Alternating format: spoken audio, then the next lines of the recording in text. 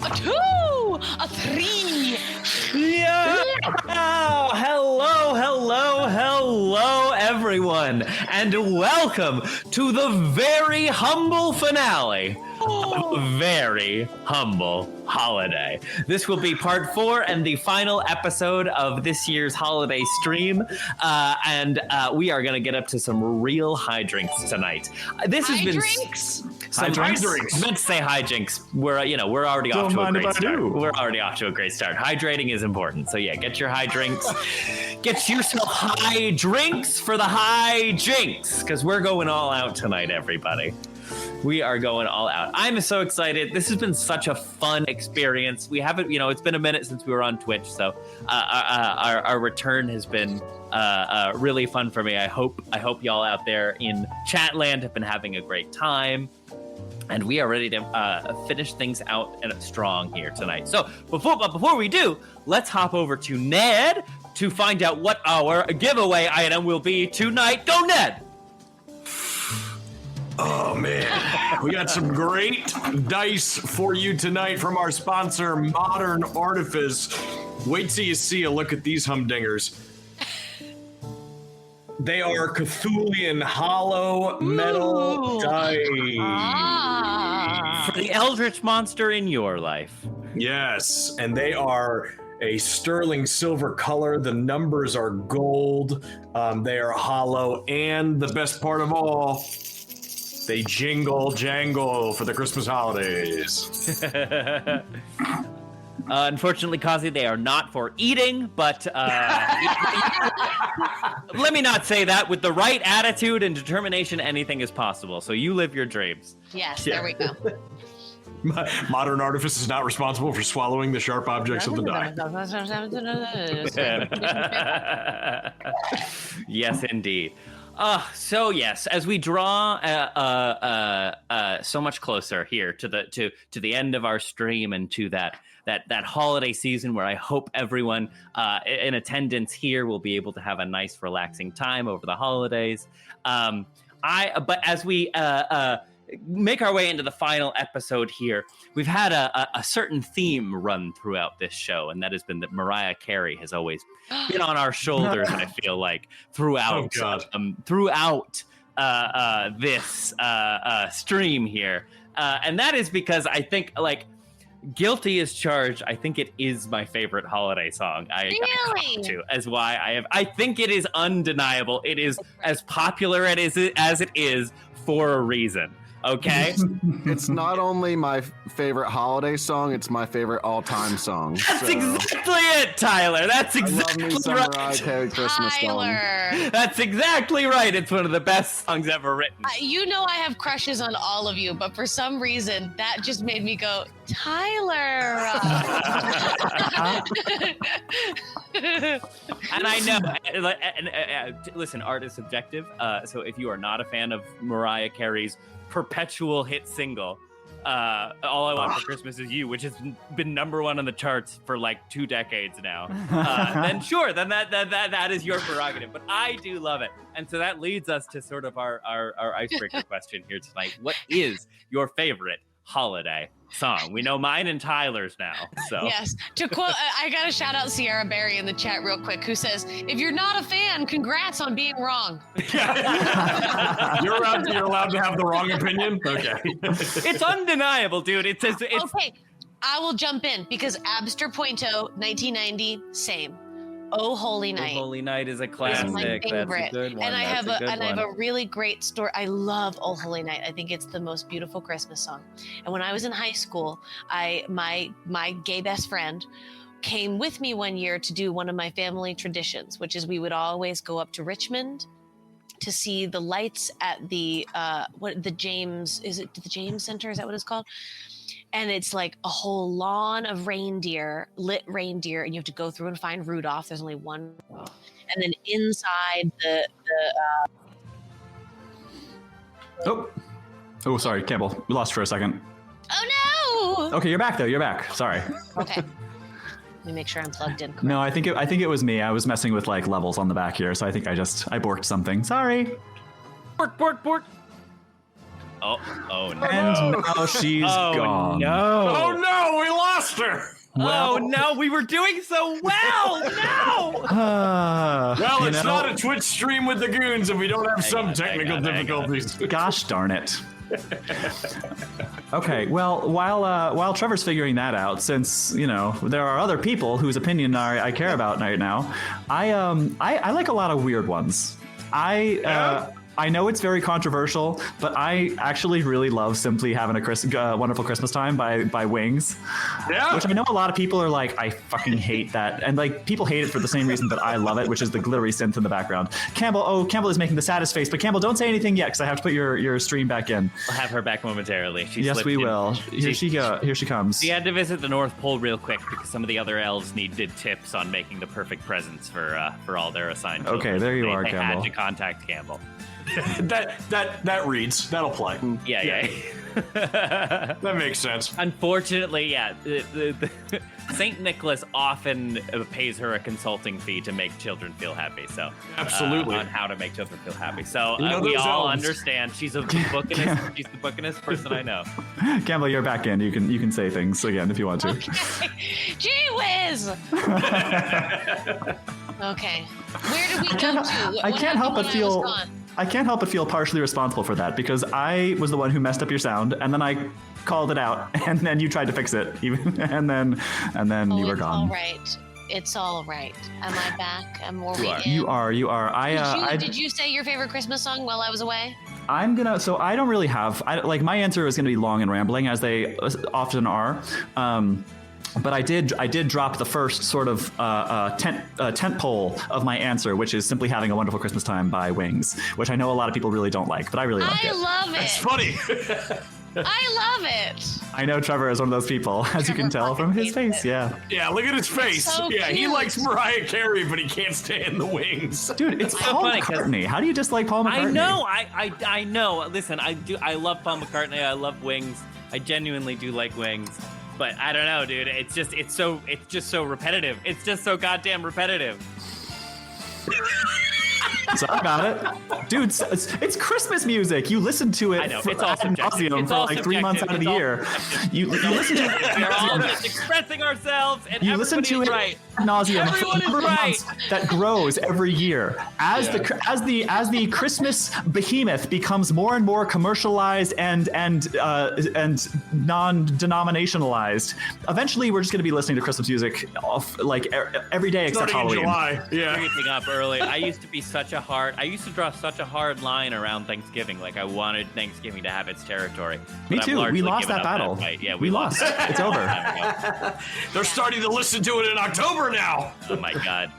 Sorry, Halloween's everyone. next. All right, but Campbell, go ahead and continue your answer, and then I will continue rambling. Okay, I'm just posting in our Discord in the quote section. We're all just expressing ourselves, and everyone is right. Everyone is right. But yes, so my gay best friend from high school came with me and my family to the James Center. We find Rudolph. We look at the humongous Christmas tree. We go inside. We look at like the beautiful like train set, and he was a beautiful singer. We met doing musical theater together in high school, and he stands up in the middle of the James Center in this big echoey, beautifully decorated hotel, and sings "Oh Holy Night" to me because he knows it's my favorite, and a small crowd gathers to like listen to him sing, and it was so magical. It was like a beautiful Christmas moment and like a beautiful friendship moment. Yeah, it was wonderful. It's very sweet. Yeah. Shall I continue rambling? Please do, Kay. Round us out, and then we can dive in. Well, we haven't heard from the other goons yet, but I will ramble first. One that's a newer one that I really love, and strictly for like the novelty. And I will preface this by saying that this happened before this like current wave of generative AI, like ChatGPT, blah, blah, blah. This musician who's very big on YouTube by the name of Chase Holfelder, who I really love. You should check him out. He's got an incredible voice. He had an AI write a new Christmas song. And AI was still pretty trash. I mean, it's trash in different ways now, but it was like just objectively trash then. And this AI wrote a song called Rudolph the All-Gracious King. And so Chase Holfelder and a few other musicians with their incredible talent set to actually making a song out of these lyrics and these chord progressions that this AI had come up with. And like it talks about like Rudolph the Red-Nosed Reindeer descending from a sleigh to like with human flesh with human flesh for sacrifice, I think is actually a lyric in the yeah. So that's pretty spectacular. And then the last thing I really love, just the entire Bare Naked for the Holidays, Bare Naked Ladies Christmas album. Of course, yeah. All bangers. Yeah, good pull. Good I pull. don't know Good pull. anything about anything. The Bare Naked Ladies made a really, really good Christmas album, and it's very good. Anybody listen That's to the all. Eagles' new Christmas album yet? Is it any good? Ooh, I haven't listened to it yet, but last year's, Last year's was a banger. yeah, and this year I feel like it's gonna be just as good. Howie Roseman was in for Dreidel, so they got the GM in. That's Well, pretty they got cool. They got Swifty on the team this year. Yeah, They better be bangers. Yeah, one after another. surely they There was a can work that rumor. family connection to pull in. Like one of her producers or something could well, and do a she's favor. an Eagles fan. She's an Eagles fan dating the center's brother. So Yeah, because isn't she from Pennsylvania originally? yeah, she's from like Philly-ish area, like outskirts of she? Philly, suburb of Philly. Anyway, this is not Yeah. I'm just gonna throw in just to represent. Jack Black does a bangin' "Oh Hanukkah." Bangin'. It's like the greatest Hanukkah song ever, and also Modest Yahoo's. I was just gonna ask if Modest Yahoo has any. Yeah. They bop. I know how much you love Pretty Modest much Yahoo. everything Jack Black does is a bop, so I believe it. Yeah. Listen, believe it. "Oh Hanukkah" by Jack Black. It I'm gonna is look that up right after. phenomenal. 1, 2, 3, motherfucker. What do you got, Ned? What's your favorite? Bring us home. Literally anything other than Mariah Carey is all I want. Literally anything. Tom Petty and the Heartbreakers with It's Christmas All Over Again. Bruce Springsteen, Santa Claus is Coming to Town. That is a great song. Any of the hits, but I think the one that really pulls my heartstrings is Frank Sinatra's White Christmas, because that's what I grew up hearing in the house. And so whenever I hear that, like, all the smells come back, all the smiles come back, you know, just that like that rich crooner sound of Christmas for me was really influential. Did Frank's which one? White Christmas, you said? White Christmas, yeah. Was that Frank Sinatra? No, I think I don't know if Frank Sinatra did one, but the one I know better is the Bing Crosby one. The Bing Crosby one is the one that got famous. Okay, so Frank Sinatra did a has cover. an entire Christmas album, and he sings a rendition of White Christmas that is like Very cool. Everyone was trading all those jazz standards back then. Yeah. Wonderful. All right. But that's it. Are we ready for this? Are we ready to bring this? Are we ready to bring this ship home? Let's bring her home, baby. How about everybody in born chat? ready. Is everyone in chat ready to bring this ship home? Sound off if you're ready. Sound off if you are ready to bring this ship home. Let's do it. Oh, Yeah. while they're sounding off too, Chase Holfelder also has a YouTube series where he takes popular songs and sings them in a minor key, and one of the ones he does is "All I Want for Christmas Is You," and it's pretty cool actually. Fantastic. Yeah, it's really good. Unbelievable. Oh, we're having hype in the chat. Let's do this. Thank you, Hype in the chat. Let's do this thing, huh? Let's close our eyes. Let's take a deep breath. Ah, smell that steam fresh off the subway grates. Smell those New York City smells. I was born ready. The leftover hot dog buns from the carts. The steam rising from the sewer pipes. The trash. Oh, the infinite, endless, beautiful trash. And let's transport ourselves to the far, stinky realm. New York City. New York City. New York City. New York has nice smells too. I know it does. I know it does.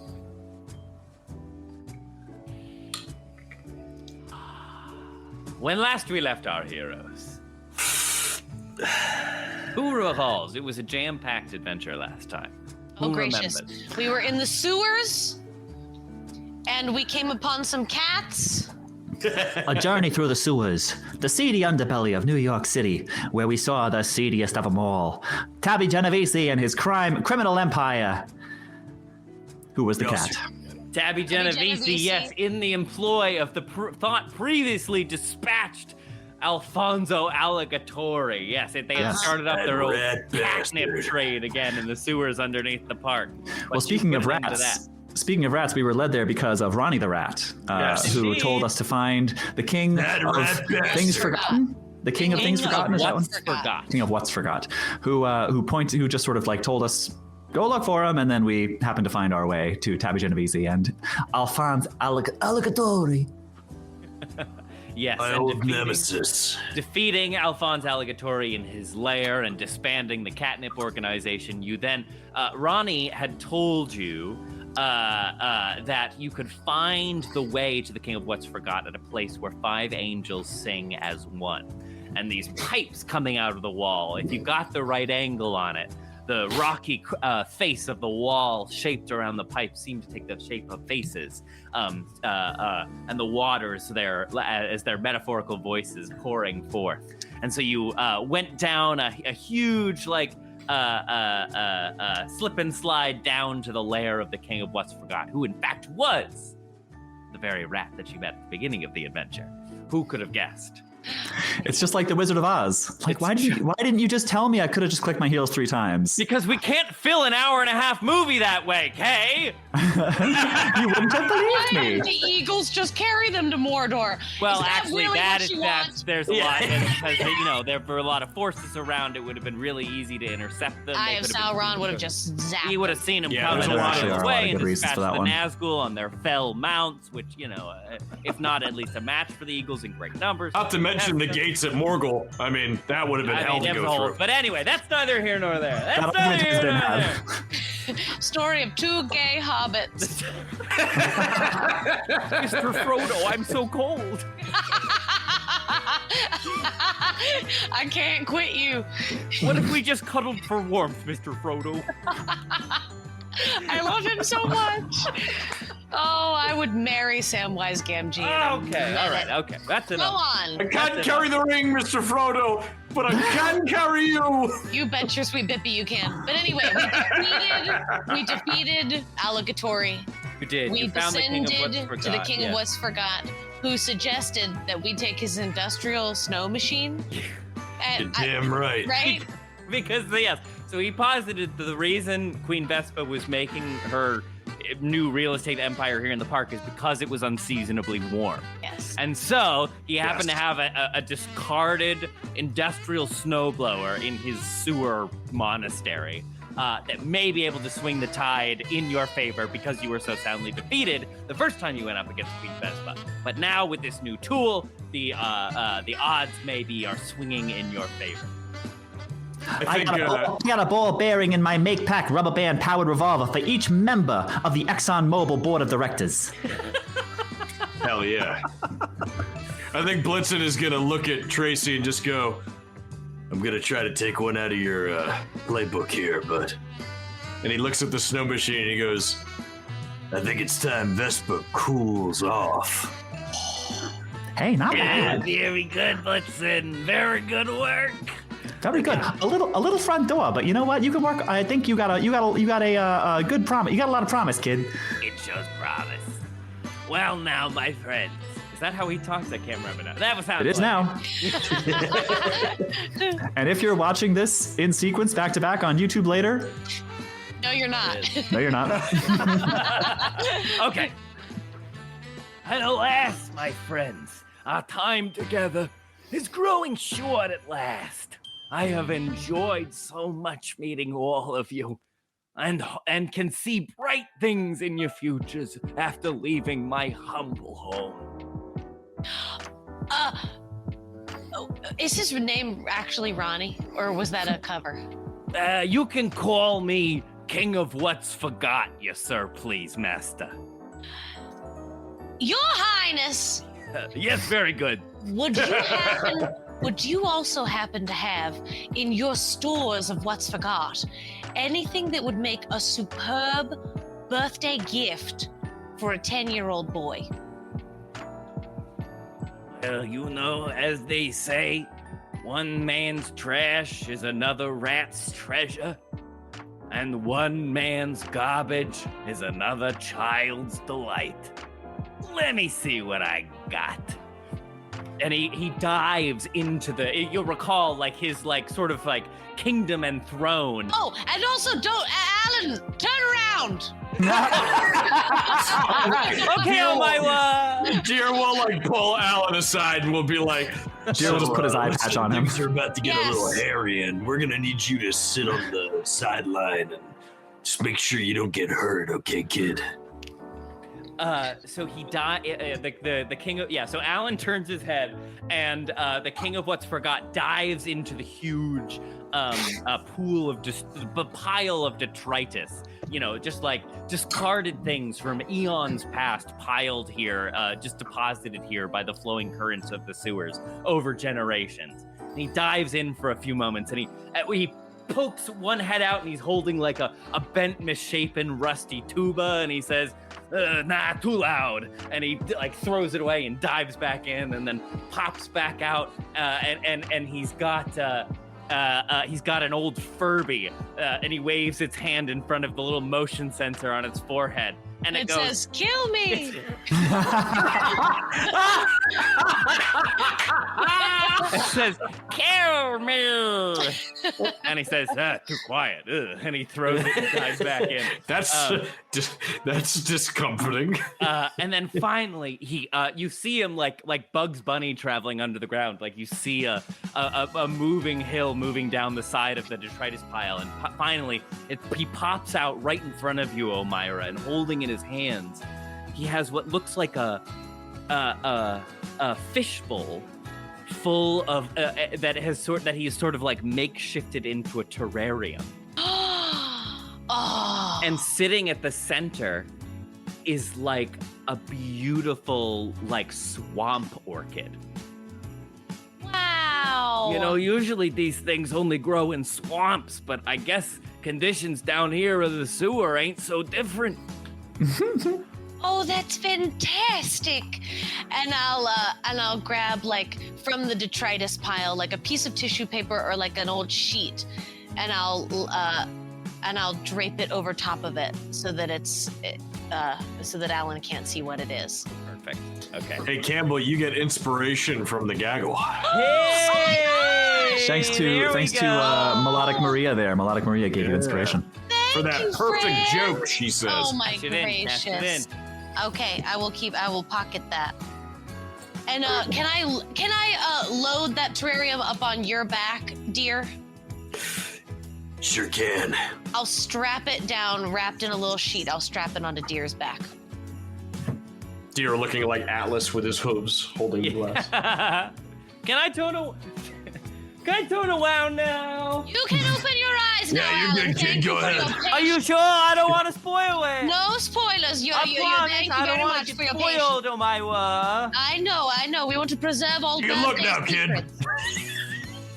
Okay. And the king of what's forgot, settling now all before you, says, well, with that, I believe, unless there's anything else, I believe our business is concluded. Although there is one more matter. While I have the infinite resources to provide you with this horrifying contraption of man's creation, I do not have the means to transport it.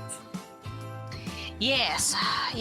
Luckily, you already have the solution to this problem. You need only look inside. And he starts to hobble over using his wooden spoon as sort of a cane. And he starts moving over into the direction of Deer. And as he's walking along the trash pile, so he's sort of level with your head, Deer. And as he's walking over, he says, I didn't become king for no reason. When I look into your eyes, I see something what's forgot. Or at least, something that doesn't want to be remembered. But do you know the funny thing, dear, about monsters? the monsters we imagine in our heads, they're never quite as bad. They're always worse than when we finally open our eyes and see. And he picks up his wooden spoon and touches it to your forehead, dear, and moves your eye patch to the side. And whew, you flash back. You feel the cold night rush between the tips of your antlers as your hooves push against the open air. You hear bells jingling from the harnesses that bind you to your running mate and to the sleigh carried on the winds behind you. You hear at last a familiar voice now to you sing through the air. Ho, ho, ho, ho, ho. Next stop, New York City. Let's see what's on the radio. Maybe I can catch the end of the Mets game. And you hear... Poor Santa's a Mets fan. Oh, no. Oh, God. No wonder I crashed. You hear the sort of like hum and fuzz of the radio, dear, kind of come into view, and the next thing and you hear coming across the radio waves, Mariah Carey's "All I Want for Christmas Is You." Oh yeah, this one's straight fire. Suddenly, the melodious sounds of famed performer and singer Mariah Carey's #1 hit single, "All I Want for Christmas Is You," is suddenly replaced by the roaring engine of a Boeing 737 as it cuts through the sky. Yeah. Oh, figgy pudding! You feel a tugging against the bit in your mouth, dear, as Santa tries desperately to readjust his course correction and dive out of the way as this jet engine roars by you. And in the confusion and kerfuffle, you feel... your bindings break loose, and you go careening through the sky. Nothing but the lights of the Empire State Building and the city skyscape before you in your eyes, and Mariah Carey's high A5 in your ears as she hits the top note. And you hear Santa, one last thing before it all goes dark. You just hear, Blitzen! No! Ho, ho, ho, ho! No! Ho, ho, ho, ho! And you snap back to reality.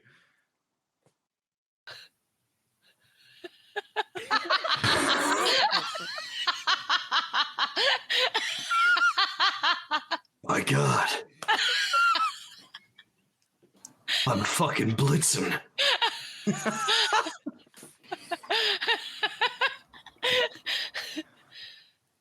And suddenly he takes his like kind of hand and moves his eye patch up, and his eye is fine. There's nothing wrong with his eye. It's just been there for the whole time. And he just looks and he's like, No wonder I don't belong here. Oh. I belong in the North Pole. Oh, I'm gonna start weeping. It's been such a weird day. Oh, Blitzen. So he's got his hooves and he's like, This is fucking weird. No wonder I felt like I have to escape from New York. That's right, Blitzen.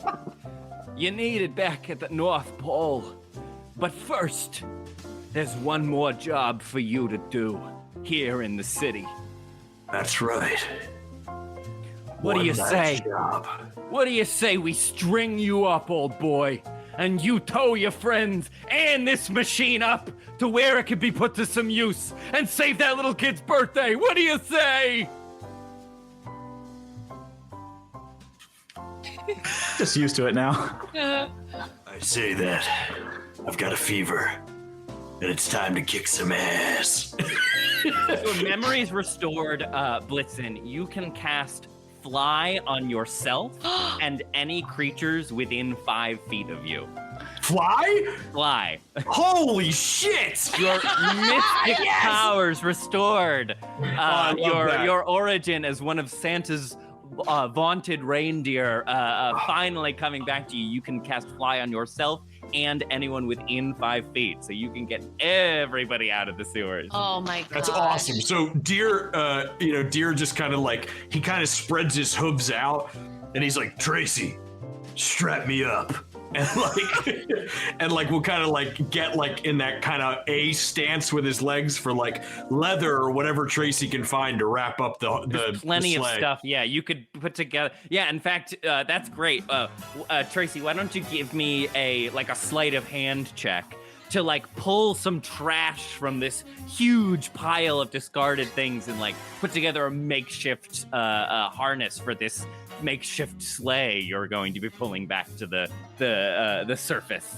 So I don't think there is anything, unless maybe I'm missing something. I don't think there's anything mechanically for this, but Maypac are, as I've alluded to frequently, like crafters. So Yeah. I think she like sort of like, rolls up her sleeves and she grabs a toothpick out of one of the pockets of her trench coat and sticks it in her teeth. So she has something to chew on, as she thinks, and she makes her way around the snow machine and starts assessing all the little pieces and thinks, well, it's no sled, but I think we can figure something out. She reaches into her trench coat and pulls out like a socket wrench and like a drill that's powered by like a crank and like all this other stuff. Cue the like Animal Crossing animation when you're crafting something, just like a cloud of dust, and Tracy like going around like bang, bang, bang, bang, just doing all of her Maypac crafty stuff.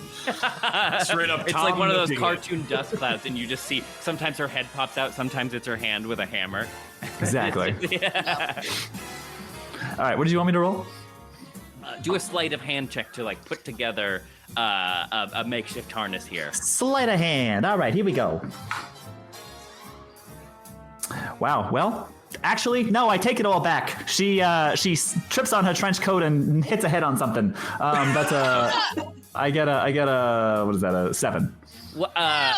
Omirah or Bunny or anybody maybe want to offer aid to Tracy here. It's been a long day, so we can get advantage. I will offer aid to Tracy by taking taking the gemstone off of my little headpiece. Oh. And I just I put it in like some little nubbin that needs like a thing to, like a spoke, a wheel that needs a spoke or some shit. I put my little gemstone in there. Yeah, you figure it. That's great. You figure it all out, Tracy, but you just can't find the last piece that you need to like the linchpin piece, the keystone of the arch, so to speak, to bind the whole thing together. You just can't quite find the right material. If only I had something really small that reflects a lot of light and looks really good from far away, but kind of cheap when you're really up close. Are you talking about me?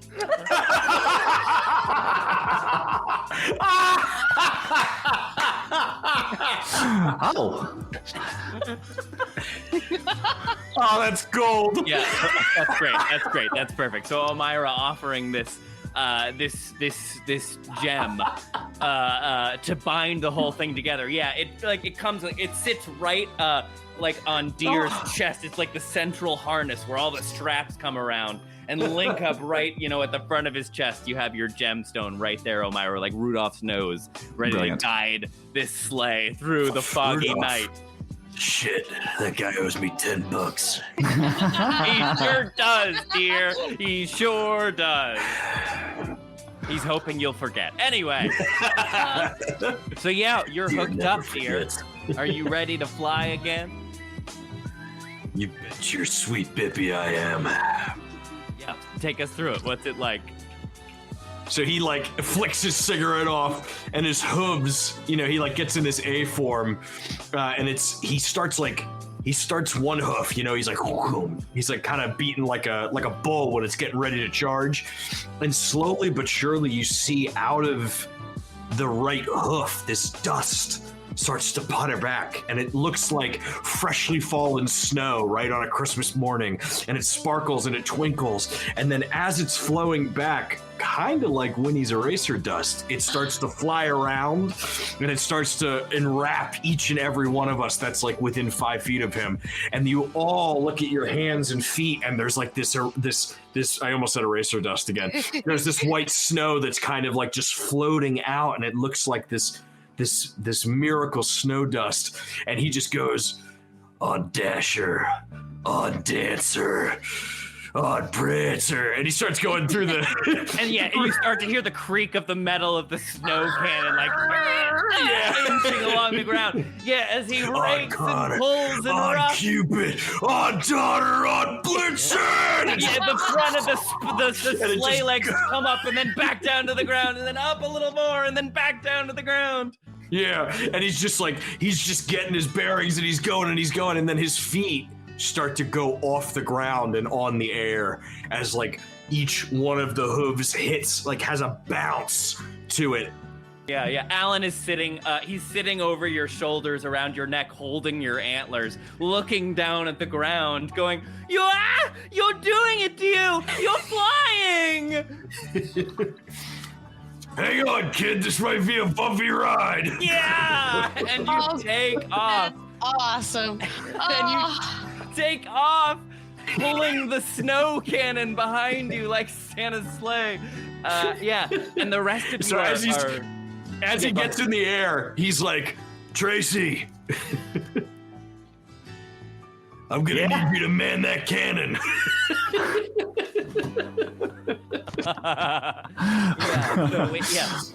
So we all take off and flying through the air, up the tunnel that you fell down, tumbling through the air before, up to an open man grate, and out cleanly through a construction zone where they just left the ground open. Philadelphia. Anyway, so up you go. And out into the open air, and circling around high above the park, you can see from your aerial vantage, dear, as you're tugging this cannon along behind you, your friends in tow, riding your tailwind. You can see the safari playground from up in the sky. Even more, and as you draw it closer and closer, you can see now it's in a really right state, even since the last time you saw it. It's crisscrossed on all sides by this yellow tape, blocked off by the human officials of the park as a dangerous place. And looking within, flying over and looking within the park itself, you see, Tracy, all of those developments, all of those nests that you saw before, just in construction, are all now filled with wasps. The air is thick and laden with them. All of these condominiums that have been built are now full of tenants, and the swarms of drones that patrol the air in the shape of like an Apache helicopter are even more numerous than the last time you saw it here. So you're sort of like at a distance appraising the situation, and you kind of come to a rest, floating magically in midair. And the time is yours. You can kind of plan how you want to proceed here. So you have this snow cannon that you can employ as you best see fit. But this is the time to take the fight back to Queen Vespa. So you have the time to come up with a plan. Well, I think in the immortal words of Bing Crosby and/or Frank Sinatra, it may be time for a white Christmas. I think it's time that we let it snow on Queen Vespa's development. Any other snow-themed Christmas songs? Snow puns? Anybody other holiday puns? Should we let it fly from up here in the air and then descend upon the safari playground and make a focused attack? I think that makes sense. For one thing, it's colder up here. For another thing, I don't think Vespa's expecting us from the air. I think she thinks that she's got command of the skies. Yes. That's great. I That's think great. we do this like an AC-130 gunship. and rain hell from above. I wasn't aware that those were a Santa's Workshop original. Well, you know, Someone was very good this Lockheed Christmas. Martin's got to outsource something. If you can have fun with it, we make it in the workshop. Yeah. Yeah, so, that's great. So the plan is switch on the snow cannon, like, up here as Deer is flying around. Yeah, I think we should do like a little circle of the park so that Vespa's like, huh, what? Yeah. And, Great, like, that's great. hit all the drones and then go in for a focused attack on some. And Deer's like, all right, Tracy, you take aim. Bunny, you call the shots. Omirah, you load the thing and distract those fucking wasps. You got it, boss. What should I do? Of Alan clutching to your antler. Alan. Alan, I Alan, think our talents are best served in boosting morale. Perhaps we should do a duet. Yeah, I get it. Boost morale. I get it. Yeah, because morale is the real health of a unit on a battlefield. Yes. Oh my God, Ned! You fell so hard out of character. That was Deer has a single tear go down his face, and he goes, yes. growing up so fast. Baby's off to destroy people. What is your favorite Christmas song, Alan? My favorite? Yes. Huh. What Jack is your- Black has a great does a great version of Oh Hanukkah that I really like. What is your favorite non-copyright protected Christmas song, Alan? It's called Sleigh Ride into. I'm trying to read what our background tune is. Oh, Sleigh Ride. Alan, What is if you it? could Sleigh Ride pick into 2.5 town. seconds of your favorite Christmas song, what would it be? So as we fly over, I'll let Alan start singing his favorite Hanukkah song, and then I'll pick up the harmony on like the second verse, and we'll boost morale as we fly over. Most perfect. Okay, great. So we have soaring over the safari playground. Tracy, you kick on the snow cannon. And like sort of sitting on top of it, you hit the big green go button, and it starts to like, and you're like bouncing around on top of the cannon. But after a moment of like powering up, it starts spraying a fine mist out behind you. So it's like those planes when they trail signs behind them. Like you're flying around, and a thick sheet of snow is falling all around you. And you can see down on the ground as you pass over, the swarms of drones start to get agitated and like zooming back and forth, not knowing quite what to do. And you can see a lot of business around the actual developments and condominiums. Like the recently moved in wasps are sort of all flying out to appraise the situation. You start to hear a bunch of hubbub from down below. What would you like to do? If I were Queen Vespa, I'd do myself a favor and stay away from any windows, because somebody might try to blow her a kiss. Actually, the sound it makes is more like because it's rubber band powered. I love that. That's great. Bard spells. Take your time. We're flying about. Flying about. We're just doing our thing right now.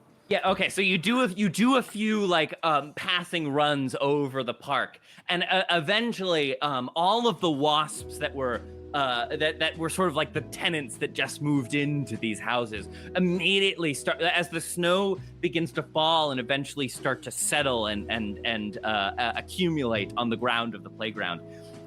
You see like a swarm of wasps moving away from the playground, and they pass by you on their way out. And as they do so, you begin to hear some of their chatter and pick up just a couple of things that they say as they vacate the premises. And you catch an elderly pair of wasps fly closest to you, and you hear one of them go, "That's it!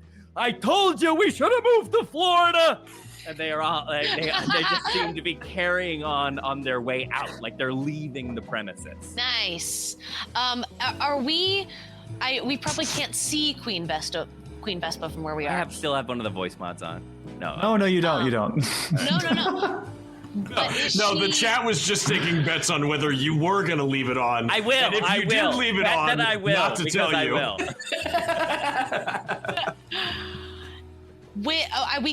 I know we can't see Queen Vespa from right now, but is she within 120 feet of us? Ooh. I don't like. I don't need to see her. So do you want to get within 120 feet? Yes. I can bring us down. You kind of You so you like. Omirah? Yeah. You give Deer the nod, and he sort of brings you down, lowering your altitude, and as you swoop down now lower, you can see still in that central hive in the mouth of the hippopotamus. You see Queen Vespa exit. Looking around, and you can see the rage. You can see a snowdrop land on the shoulder of her power suit and melt into the fabric. And like some of those like little cartoony like anger lines start popping up over her head. And she spreads her wings wide and starts flying up to meet you, catching sight of your sleigh in the air. And she flies up to meet you, and as she does so, coalescing around her are more of these drone swarms. As soon as we get in within 120 feet of her, Yeah. she and only she is gonna hear in her head, "Have yourself a merry little Christmas." And I'm gonna cast message and just start caroling to her to like lure her out. Great, yeah. Okay, amazing. then that's it, yeah. So she hears your song, and that's when you see her come out of the hive. And she starts flying up, coalescing around her all the drone swarms. And as she flies up, all of you are now floating in midair, with the snow cannon belching out behind you, just floating there in air as she comes to meet you high in the sky. This is a strange experience, I imagine, for many of you used to being sequestered to the ground. Omirah, maybe not so much for you, and Deer, it's old hat for you now. But yeah, you're just floating up there in the skies over Central Park as Queen Vespa flies up to you. She begins to speak.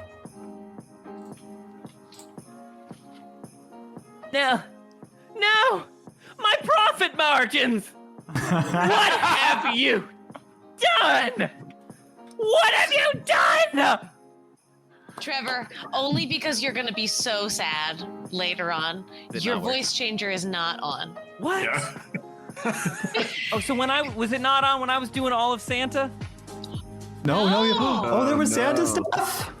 Oh no! Oh no! Trevor, your ho-ho-hos were so good. It's fine. They were so good. It was good on its own, yeah. We just keep on moving. We just keep on moving. We keep on moving. It's all good.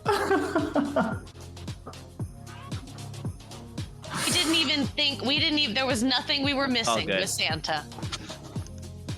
It's all good. I do it to myself. So you can't hear it. You don't hear any of the voice changing? It's fine. No, We do not right not now. hear the voice It's changing. fine. It's fine. It's fine. It's We don't okay, need Trevor. it. We can dub it in. We don't need it. Queen Vespa flies up to you and she says, "No, my profit margins. What have you done? You animals!" We're no animals. We're humble folk. And your ship has sailed, Vespa. The safari playground belongs to Alan and Alan's birthday party.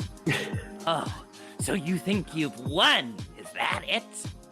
You think you've accomplished everything you set out to do? You think you're the hero of this story, do you? Well, let me tell you something. I haven't even begun to fight. Let it snow! I'll turn the whole playground into a ski resort for mice! Make bank off the rich city dwellers who come up here to get away from their horrible children for a few hours! And then if all that melts, I'll make it a huge public pool for all the rats in this city!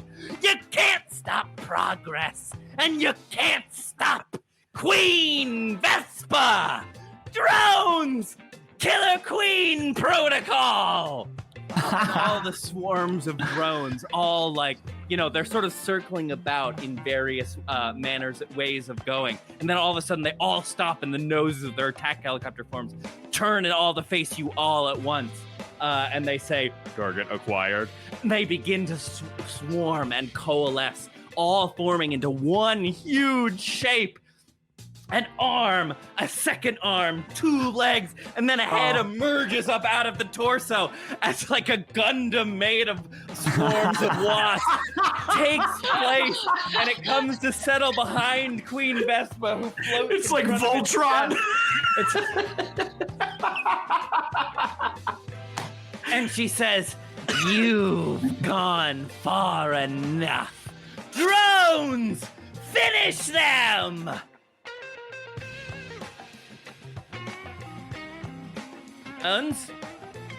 Giant monstrosity behind her just continues to float up and down, and the head of the mecha wasp turns up to watch the last tails of the cloud of tenants fly away. And it looks back down towards you all and begins to say, "Fiduciary responsibilities to shareholders violated. Acquiring scapegoat. Queen Vespa, the company is undergoing a period of restructuring. As such, an exciting early retirement opportunity has been made available to you." And she whips her head around and she says, "What? What? You can't be serious! I built this company with my own wood pulp and saliva. Do you know how many babies I laid and how many caterpillars to get here? You know how much I've sacrificed! You can't do this to me. You can't just tell me to buzz off, not when I'm right at my ascension. You can have my job when you pry it from my cold, dead hands." And the drone swarm just floats there for a moment and then finally retorts, calculating, offer accepted. And it rears back and goes to strike at Queen Vespa. No. I need everybody to roll me initiative, please. Oh my God. All right, I'm rolling a chungus. Not me feeling bad for Queen Vespa getting fired. Oh no, I'm so torn. As a woman of a certain age, you hate to see it. Okay. Well, that's good news. That is a natural 17 on the giveaway dice, so they roll great. Hey. Angel, is your door closed or are you just that loud? I'm pretty loud. Okay. All right, let's get initiative set up, and then we will take our break, and then we will dive back right into the combat. Great. Sounds good. So initiatives, please. Bunny. 14. 14. Deer. That's a natty 17 on these giveaway dice for a dirty 20. Excellent. Omirah. 17. And Tracy. 18. 18. Huzzah. Okay, we have our initiative set. Let's take our quick break here, which means we need to decide how we're giving away our giveaway dice because we always do it at the last minute and it's so fun. Oh, holy night. Now, why don't we go with the classic? Why don't you comment? Have we done favorite Christmas or holiday tune before? I don't think we have. I don't think so. Let's do it since we were talking about it earlier. Because that was the move. I think let's go for favorite holiday tune on our most recent Instagram post. That's Instagram at CriticalFayleDM. It is a picture of Ned, and he is holding these gorgeous hollow metal Modern Artifice dice. Comment to enter. We will be back with a winner in 10 minutes. Also, See thank you you for real the soon, y'all. inspiration, Don't go nowhere. Appster. I'll put that to good use when we're back. Thank you, inspiration. See you in a mo. Ooh, a 3. Arr. Into the fruitcake. Hi, everybody. Are we back? Hey. We're back. Yeah. Hey, everybody.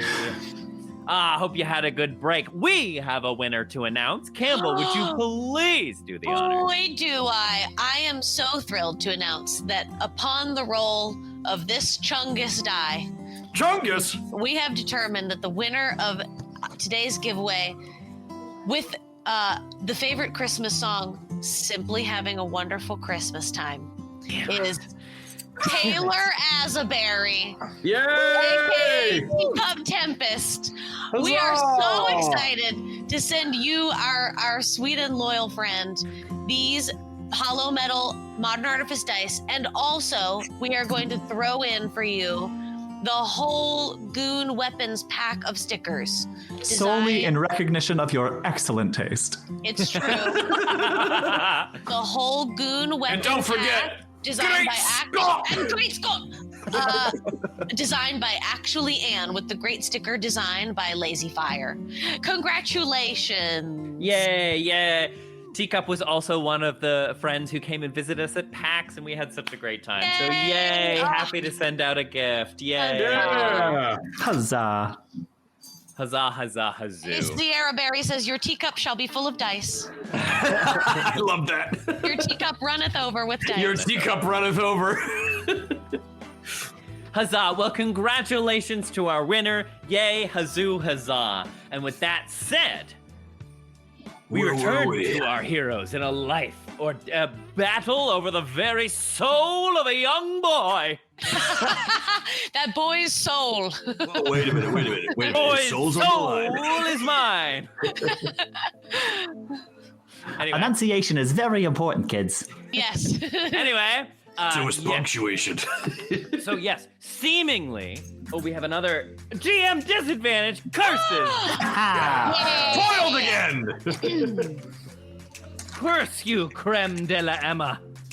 Creme de la M, excuse me. Creme de la M. But you know what? There is an A at the end of Vespa. Here we go. Okay, so Nice, yes, nice Drone segue. Swarm, now in its final form, in its mecha, in its Neon Genesis Evangelion form,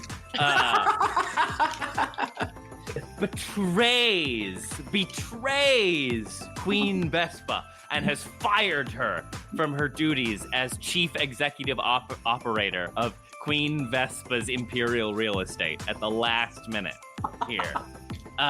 Because of their voiding of fiduciary responsibilities to the shareholders. Can you tell I've been watching Succession? I have.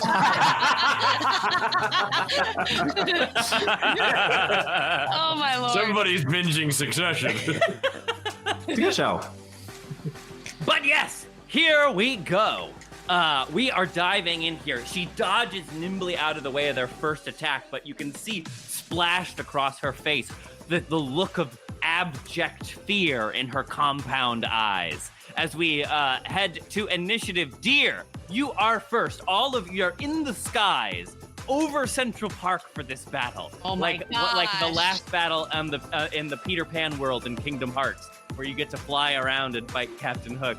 I'm sorry, Campbell. I know that's not Campbell! I know, I'm sorry, but it is like that. With me. It is like that. It is like that. So here we Hitting go, home. Deer. You are up. Oh man, guys, what do we think? Do you think it would be better if I DM? I'm wondering if I can fly, if I can maneuver in a way that would give my companions advantage on their attack rolls. You mean yeah, like sort of like get in position, like a star cruiser. Yeah, in I don't want to Star attack or Wars, anything. I like- just want to do that with the sleigh to try to get it in a position so that everybody else can do what they need to do more easily. Sure. Why don't you give me a acrobatic or an athletics check Athletics it is. to get up and like ready the broadsides? Yeah. Alrighty. As she's distracted. Ready the broadsides. Sure. Yeah. All right, Right, athletics. that was a good fight. That was a good boss fight. That is an 18, DM. Okay, great. And let's contest against the will of the universe. Yes. Okay, great. So yeah, you kind of like bring yourself around, dear, like master and commander. Or that last scene in Pirates 3 where the ships are lining up. Oh, that's fun. Yeah, and you just get yourselves in like the perfect. You get your friends riding either on flying beside you or riding atop, in the perfect position to level their attacks. Go ahead, Tracy, now! Aye, Captain. Okay. Anything else? Oh you dear, wanna we seem do to be here, crossing or, yeah, you wanna genres here. Oh, you know what? And yes, I will. I will do one last thing with a bonus action. And is that advantage for like this round or advantage for just we'll say, the next person? We'll who say goes? this round. Yeah, we'll say this, Okay. this next action coming up. Omirah.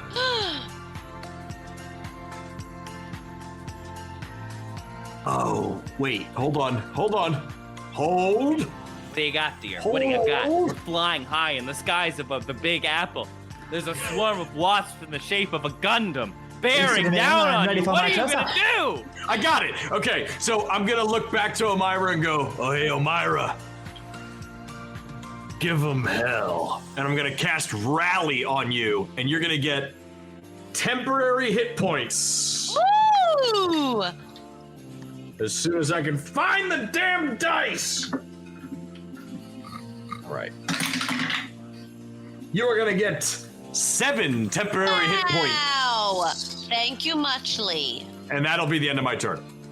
Oh, also, I should note, I took my DM disadvantage on that last one, and I rolled an 18, Ned, and a 13, so Oh, you won daggone. out, thanks to the Oh, DM thank God. disadvantage.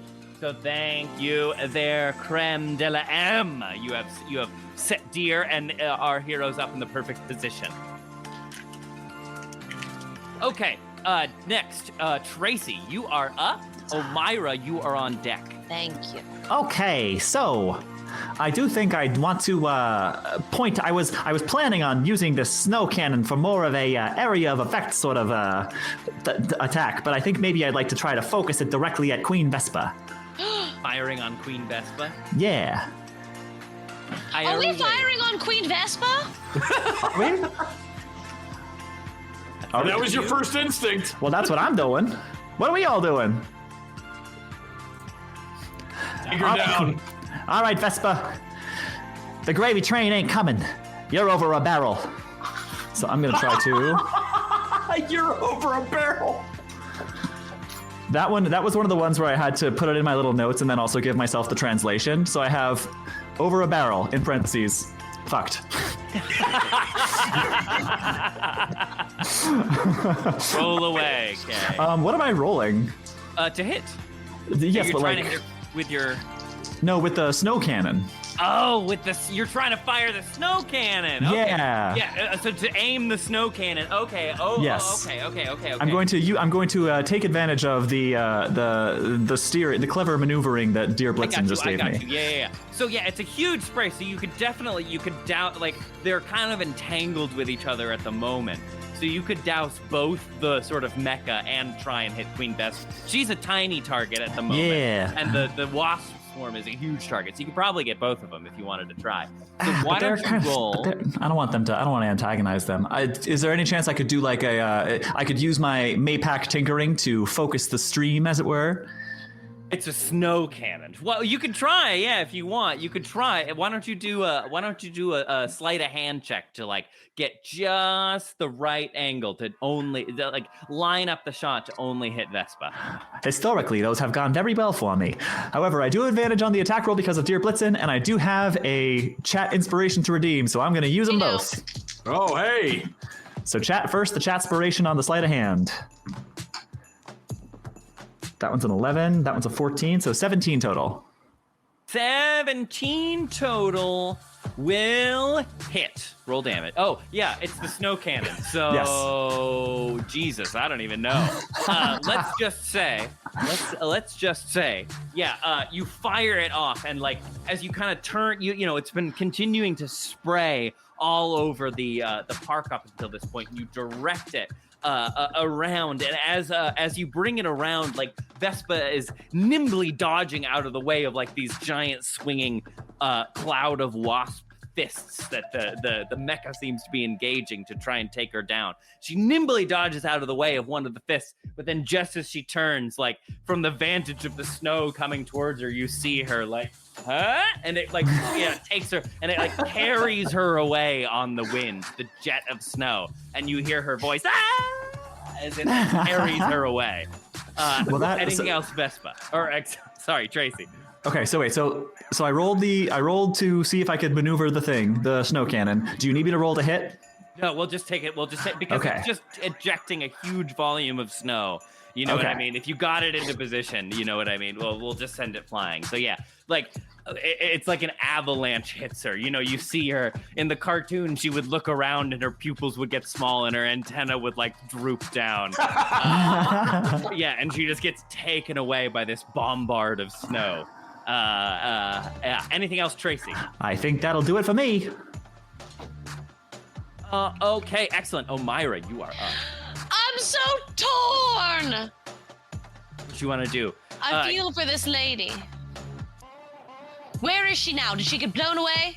Yeah, she just got carried away by a huge. She's just a wasp, so like this huge jet of snow just like carried her away on the wind. You don't see her now at the moment.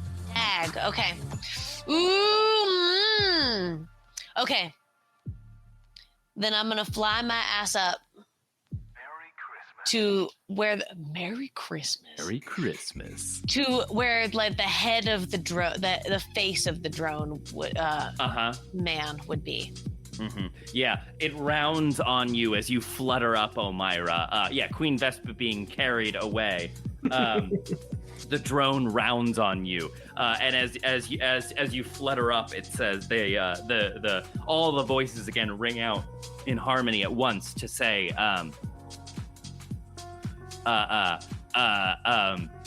Vespa voluntarily retired early, still must destroy interlopers.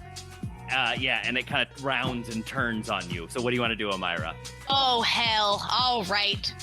Bunch of nerds. All right. Then I will do the following. I will say...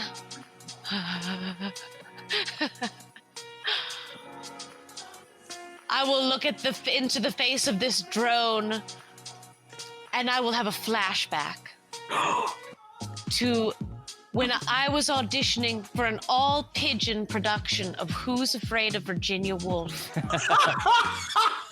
Don't you mean Who's Afraid of Virginia Woolf? Thank you! Who's Afraid of Virginia Woolf? Who's Afraid of Virginia Woolf? I lost my antlers. Shit. And I went in for the role of Martha.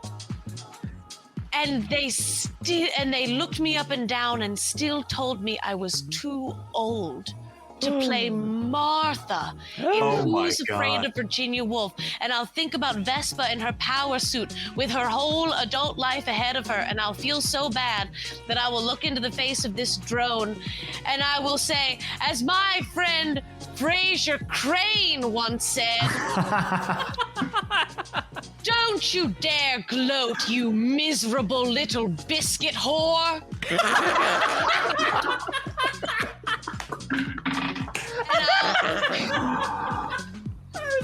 Where is that line from? I have all the context I need. I love that. Flap my wings, and a gust of wind will whoop at them, and I'll cast Thunder Wave. Ooh, nice. At the droneman. At the drones. And that is a Constitution saving throw for them. That's a con save on their part. Okay, great. And counting at 2, it's 2. Huzzah! Okay, let me find D8. Stand by. Omirah, tell them what they've won. You have won. A one-way trip to West Orange. You have won 8 points of thunder damage. Oh, that is a terrible reward. Yeah, so you, wait. so you Do I blast. add stuff to that? Stand by. No. No, I don't think not to the underway. Yes, It's just, great. Yeah. How many was it? 8. 8 points. Huzzah. 8 points. Yeah, so you blast in, and the wave of thunder rolls across the thing's head and kind of like takes the head clear off. For a moment, it's nothing but its shoulders, but then a bunch of wasps reform its head, and like a bunch of them fly into the form of eyebrows that turn angry. Of course. And that is going to be the wasp's turn. May I use my bonus action? Yes, you may. As a bonus action, I'm going to turn back over my shoulder. As I thwap thunder in their face, I'll turn back over my shoulder and I'll look back at Tracy and I'll say, once you're labeled, as my friend Larry Bird once said, once you're labeled the best, you want to stay up there. And I'll give Tracy bardic inspiration. Very Nice. good. Hell yeah. So you get a D6. Huzzah. That's right. I am the best. I'm the best damn detective this city's ever seen. And we got a hydration check, y'all. Hydration Everybody check. hydrate. It's important to stay hydrated in the middle of battle. The Russians are poisoning our water supply. Okay, Omirah, anything else? Great. Then we are going to move to the wasp mecha. As it rights itself, you almost hear its huge assimilated body creak and groan as it winds back and says, defeat not acceptable, profit above all. And it like rings its head, and it's going to swing its huge like wasp robot arm at you, Omirah, since you were the last to interact with it. Uh-oh. And a 16 to hit. Oh, of course it hits. I'm Okay. just a pigeon. I'm just a pigeon.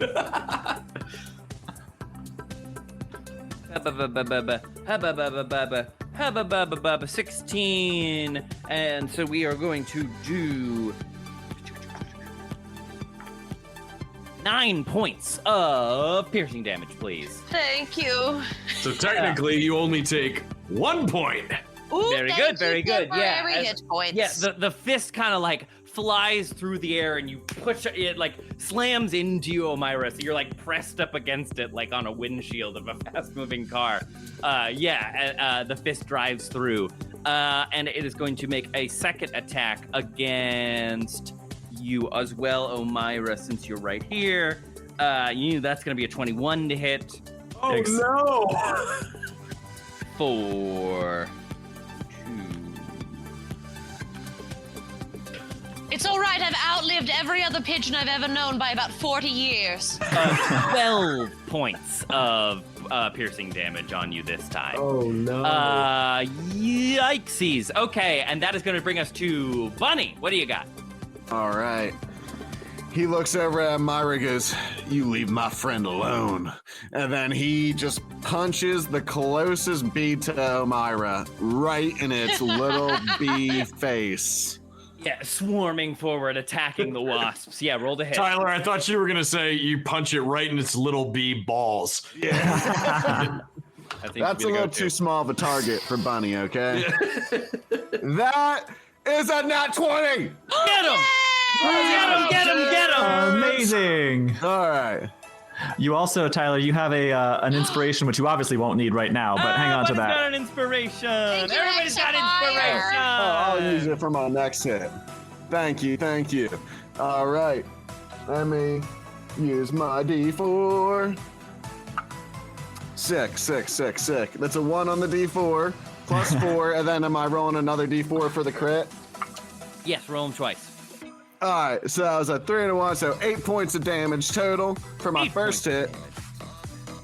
And then I am going to use a key point and turn this into flurry or furry of blows. Furry of Furry blows! blows! Yeah, Nice. how are you compensating your martial arts movements, compensating for now your three-dimensional flight space? Is that impacting your fighting style at all? Well, it's actually perfect because I'm already like a jerky kind of fighting technique. So like having like the turbulence of flying helps. Oh, yeah. The and I power imagine comes from the tailwind. Oh yeah, and right now like they're kind of like I'm staying on Deer's contraption because they're attacking Omirah, I think, right? Or Yeah, at the you're moment. right it on seems to board, be right? Yeah. hanging So on I'm just Omirah, like moving with the turbulence, like getting that jerky, like drunken master technique going. So they don't really know what I'm doing. I'm like looking over here and then like punching that guy. Oh, and then I can whip you. So then I do that, and then I spin and like turn it into like a reverse like spinning elbow on the Nice. next guy. Taking them down. Nice. And I'm using my inspiration on that one. Send it away. Thank Bunny God, is 'cause going I rolled crazy. a 3 and then a 15. That'll so do. thank you, chat. Go. That'll do. All right. And that's another one. So that's 5 points on the first hit. More. And or the second or third hit, that is a 15 to hit. That'll do. Yeah. All right. Wow. So the last Bunny hit, bringing the hurt.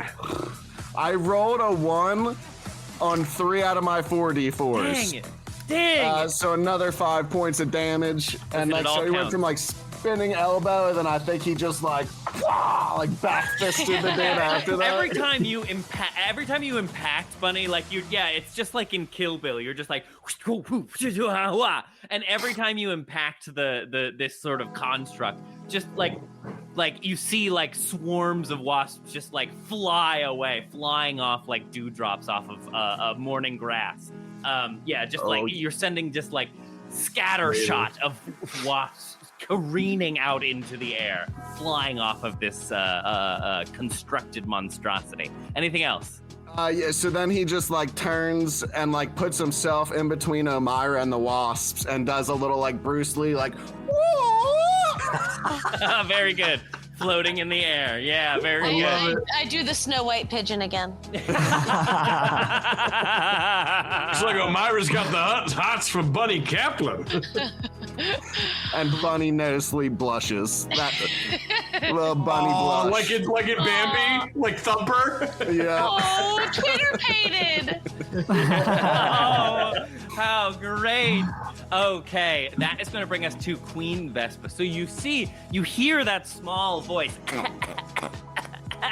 as she like, you see her like fly back up into the air. And she's got so much snow piled on her head. It looks like a wizard's hat, and she knocks it off and she dusts it off of her, the shoulders of her suit as she rounds on all of you and says, all right, I know when I'm beat.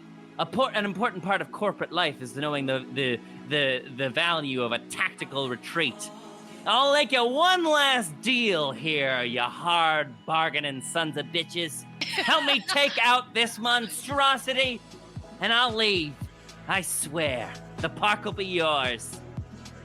You gonna let our kid have his birthday?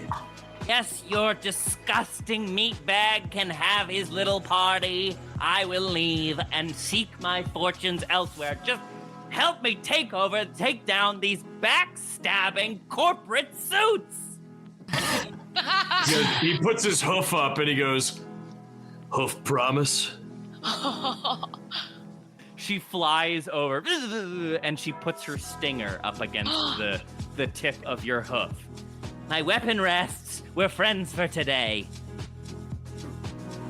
Just take care of it, you freaking savages! And she like flies away. Ooh, melodic Maria redeemed GM disadvantage. Oh no!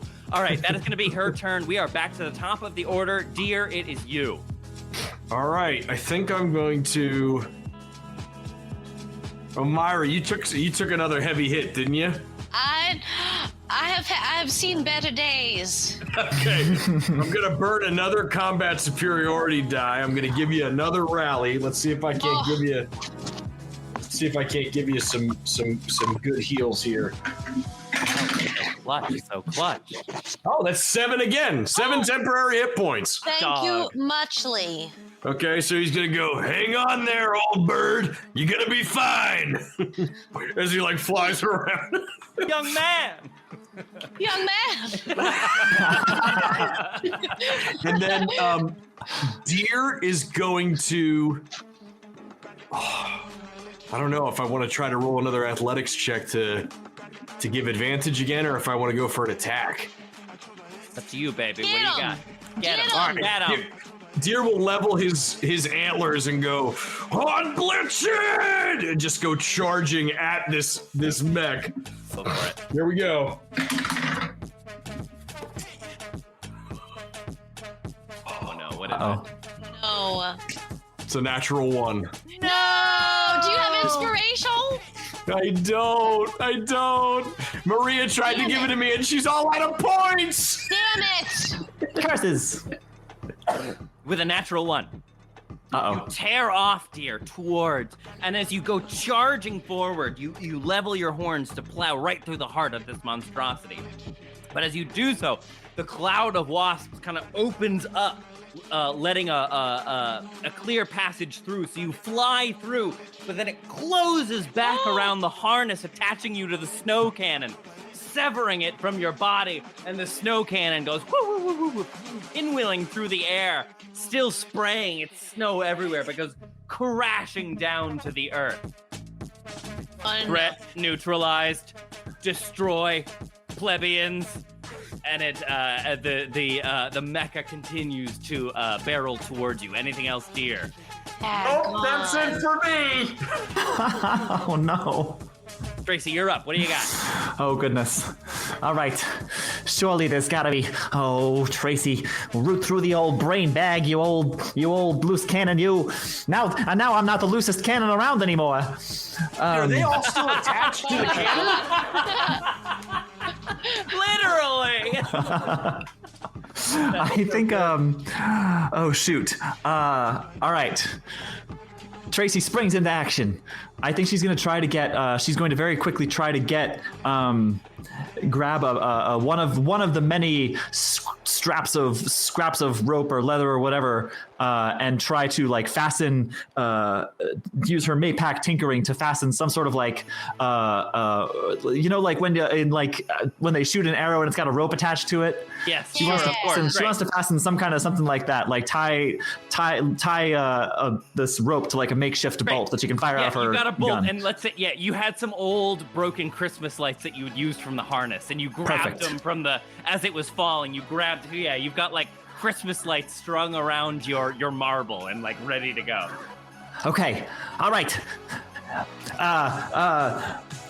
Blitzen, it's your turn to guide the sleigh tonight. And she's gonna wrap this rope around this little bolt and load it up into her Maypack powered crossbow, and she's gonna try to fire it right where Blitzen can cloven hoof it.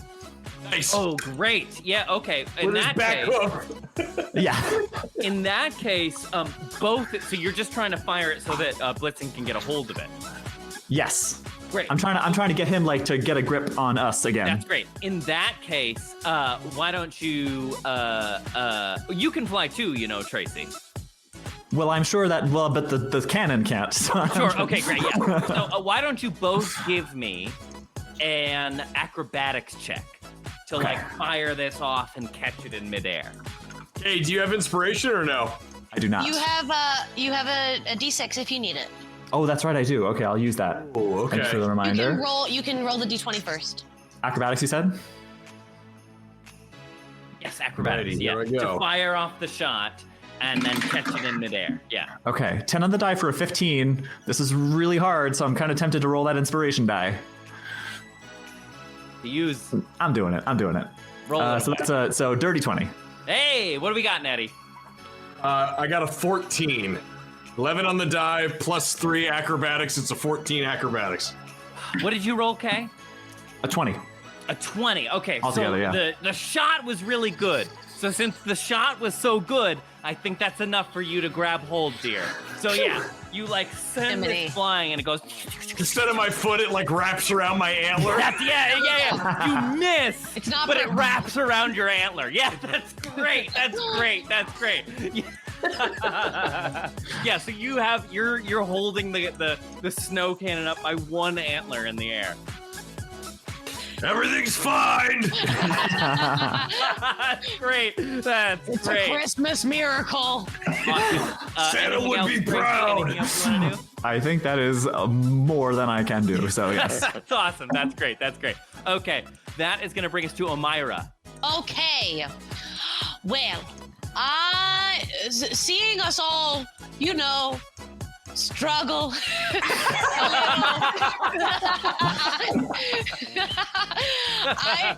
I'm gonna swoop up. I'm gonna fly up over the head of this drone, and I'm gonna fly up towards the sun.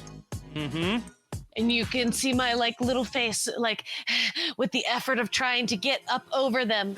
And then once I get over their head and I'm up in the sky, I'm gonna turn back and wink, bing, and the sunlight is gonna catch in one of the gemstones in my costume jewelry. Nice. And shoot a blinding beam of light down at them and bathe them in a glow as I cast fairy fire, Excellent. Nice. Excellent. which So that's a is, deck save from them. let me see, what kind of save is that for them?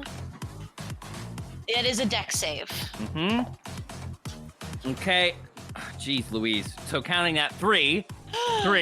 Huzzah!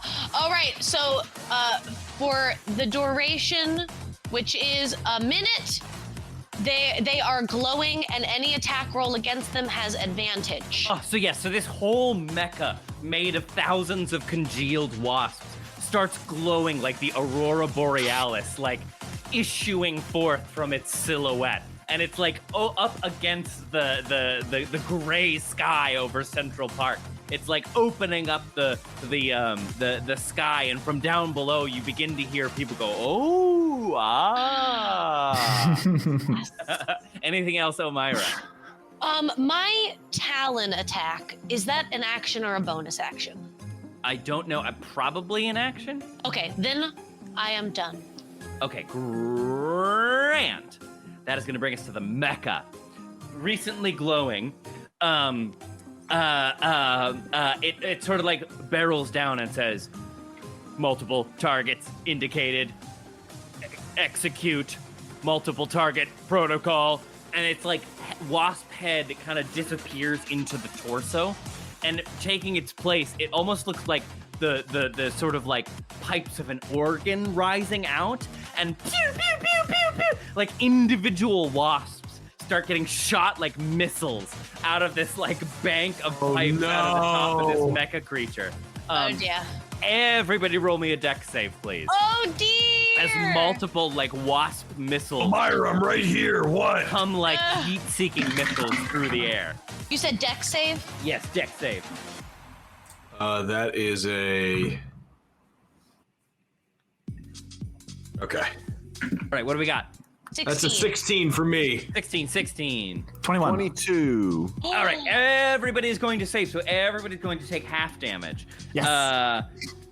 As you manage to describe how you dodge out of the way of some of these missiles, heat-seeking their way towards you.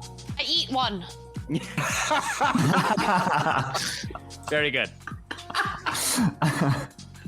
Yeah, Bunny's drifted one way, and they're like, "Oh, I got this." And at the last second, he real quick jerks back in the other direction, just phew, whiz by. Yeah, dodging nimbly out of the way. Great. Tracy will stand on top of the cannon and say, "Your money ain't enough. I'd have believed it. It'd be more than enough if you were telling the truth. But this ain't enough to make it all right. In this world, you turn the other cheek and get hit with a lug wrench." And she takes some sort of lug wrench like apparatus out of her trench coat and baseball swings at this. Baseball hitting home runs as they race towards you. Great. Okay, so you. Deer, as he's going, sees them coming at him, and in his head, he just goes, I got this. And then he does a barrel roll. So like, Just like Star Fox, like this. the blue And the ring bees go floats by. around him, and a little screen pops up in the bottom of his HUD, and Pepe's like, "Do a barrel roll, dear." Dear, get this guy off me! Sorry, there's some Star Fox references for everybody, I hope. Anyway, great. So yeah, you all make the save, but you are all still going to take 10 points of piercing damage as some of the missiles still impact. How many? 10 points! That's halved? Yes, that's halved. Yeah, Ouch. that would almost one-shot me if we. Good thing everybody saved. I gotta make these. I gotta make it exciting. Oh boy. All right, that is the mecha. Wasp, Jiminy. Bunny, you are up. With All right. advantage, everybody advantage. Ooh, yes. Yeah, Bunny's not feeling great, but he's just gonna swing at the closest one. Are they close enough now for me to stay on the... Yeah, you're all flying, so you're all just sort Okay. of like aerially maneuver. I'm imagining this whole battle is like in motion.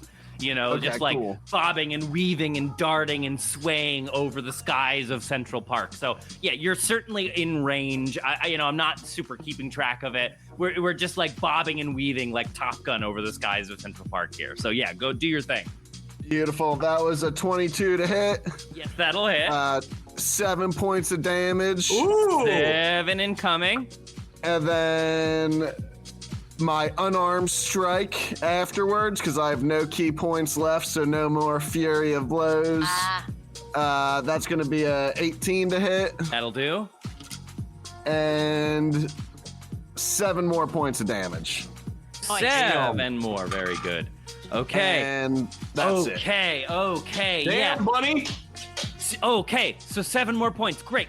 So, Bunny, as you land this last blow, it's not a finishing move, but like as you land this last blow, the whole like you just keep with every blow you blast away more and more chunks of wasp, and you can see now after landing this second sort of rally of strikes, the whole size of the mecha is shrinking to compensate as more and more wasps get blasted away by thunderbolts and marbles and fists of fury, by whatever else. So yeah, the whole size of the thing is shrinking. And as you land this last hit, it reels back and goes, failure, unacceptable, you will all be fired. Great, we are moving on. We are back to the top of the order. Dear, what do you got? Okay.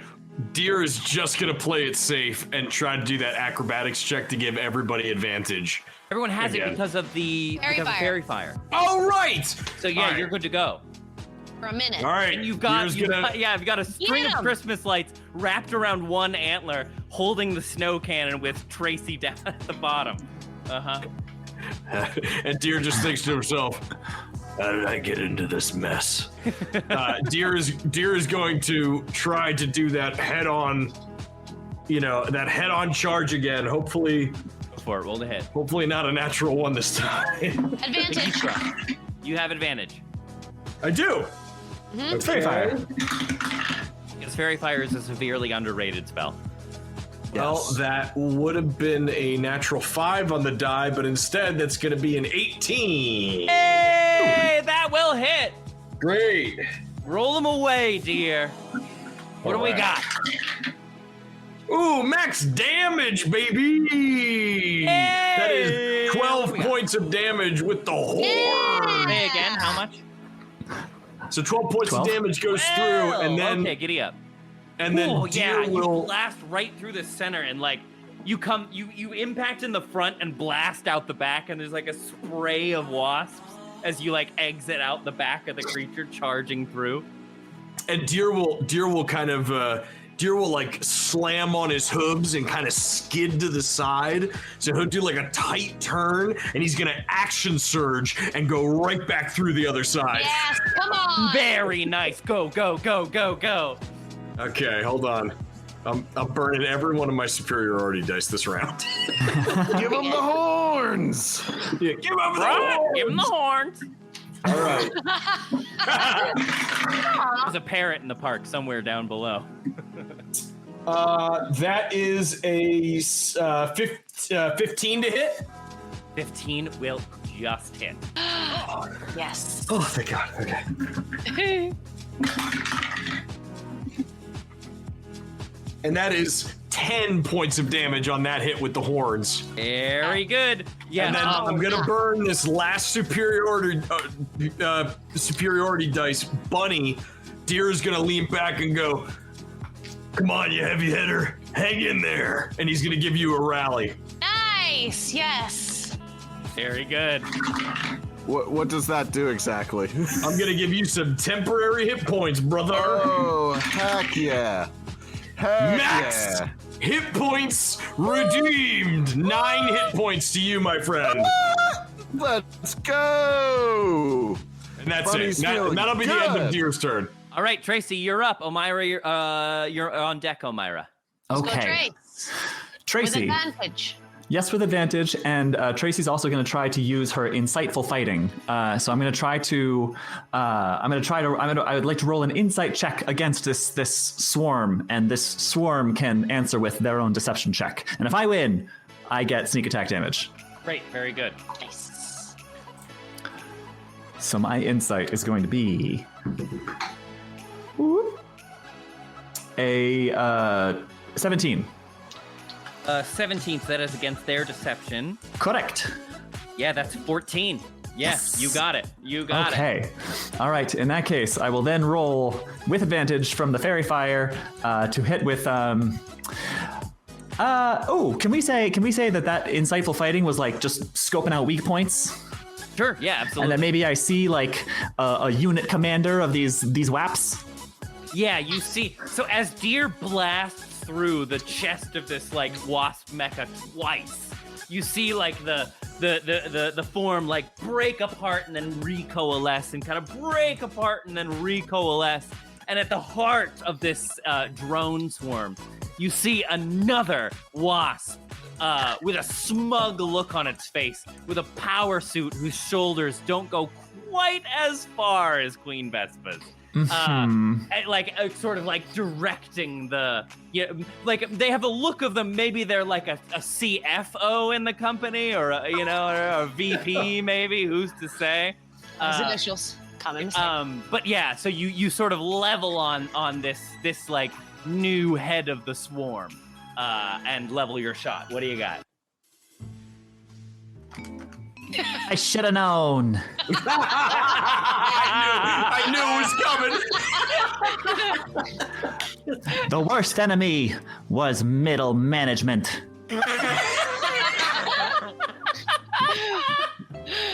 Kid, Oh my God. This city has chewed up and spit out friends and foes way more ambitious than you'll ever be. And if you're gonna take over this city, there's something you gotta learn about first. And that's Manhattan's very strict regimented zoning laws.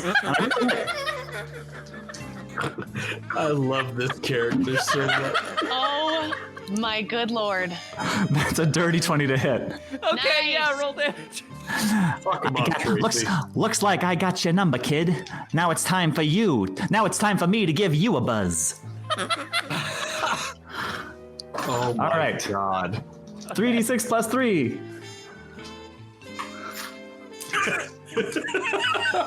Wow, 3 5s. 18 points of damage. Holy crap! That's exactly it. How's it happen? That's exactly how many hit points they had. How's it happen? 18 points of damage directly at this middle manager. You flew too close to the sun, kid, and now you're dead as a dodo. Pew! Yeah, and you shoot. What is the ammunition for this final shot?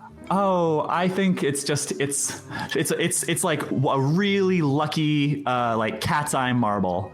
Perfect. And she gives it a little kiss and loads it up into her crossbow, her Maypack revolver. Yeah. and you fire, and it sails slow. The slow motion kicks in as the marble courses through the air, and the camera zooms in on this middle management wasp at the center of the swarm.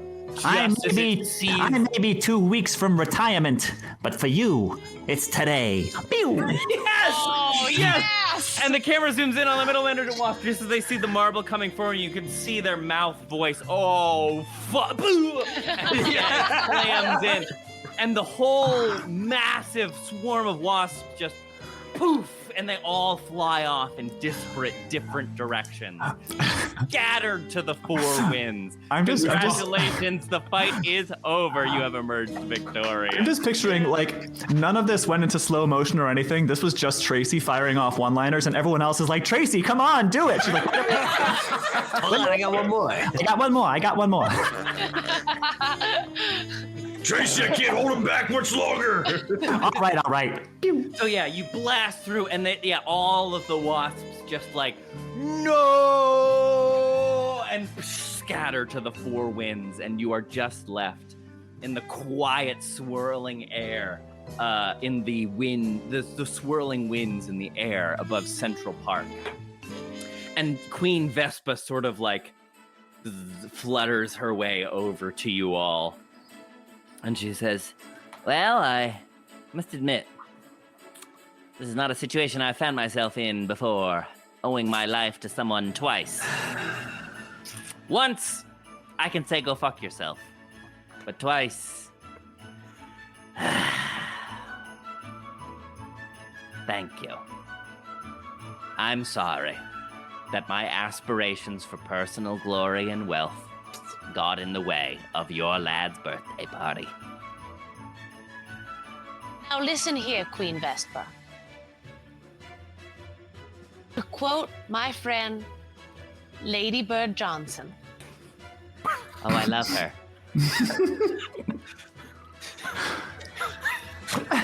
The environment is where we all meet, where we all have a mutual interest. It is the one thing all of us share. It is not only a mirror of ourselves, but a focusing lens on what we may become. Let's work to preserve it together and keep your filthy paws away from the safari playground, yes? Listen, a deal's a deal. I may be cutthroat, but I respect the business. Now, if you're looking for a new position, I could really use a new manager to help me get in the door a few places, and you might just be the one to kick down those doors, Vespa. Ugh, and if I can't kick them down, I'll sting everybody on the other side until they open it. I think this is the beginning of a beautiful friendship. Very interesting proposal, Madam Merryboar. All right, my people will call your people. You know, Vespa, Yes, dear Blitzen. something tells me I'm gonna get out of New York after all. And when I'm gone, there's a couple of rocks in a nice, dark, secluded place where you can set up shop. It's far away from people so that it won't bother Alan or his birthday party. You mean a home for us? Secluded and far away from the prying eyes of humankind? Yeah. Well, dear, that was number one on my Christmas list after all.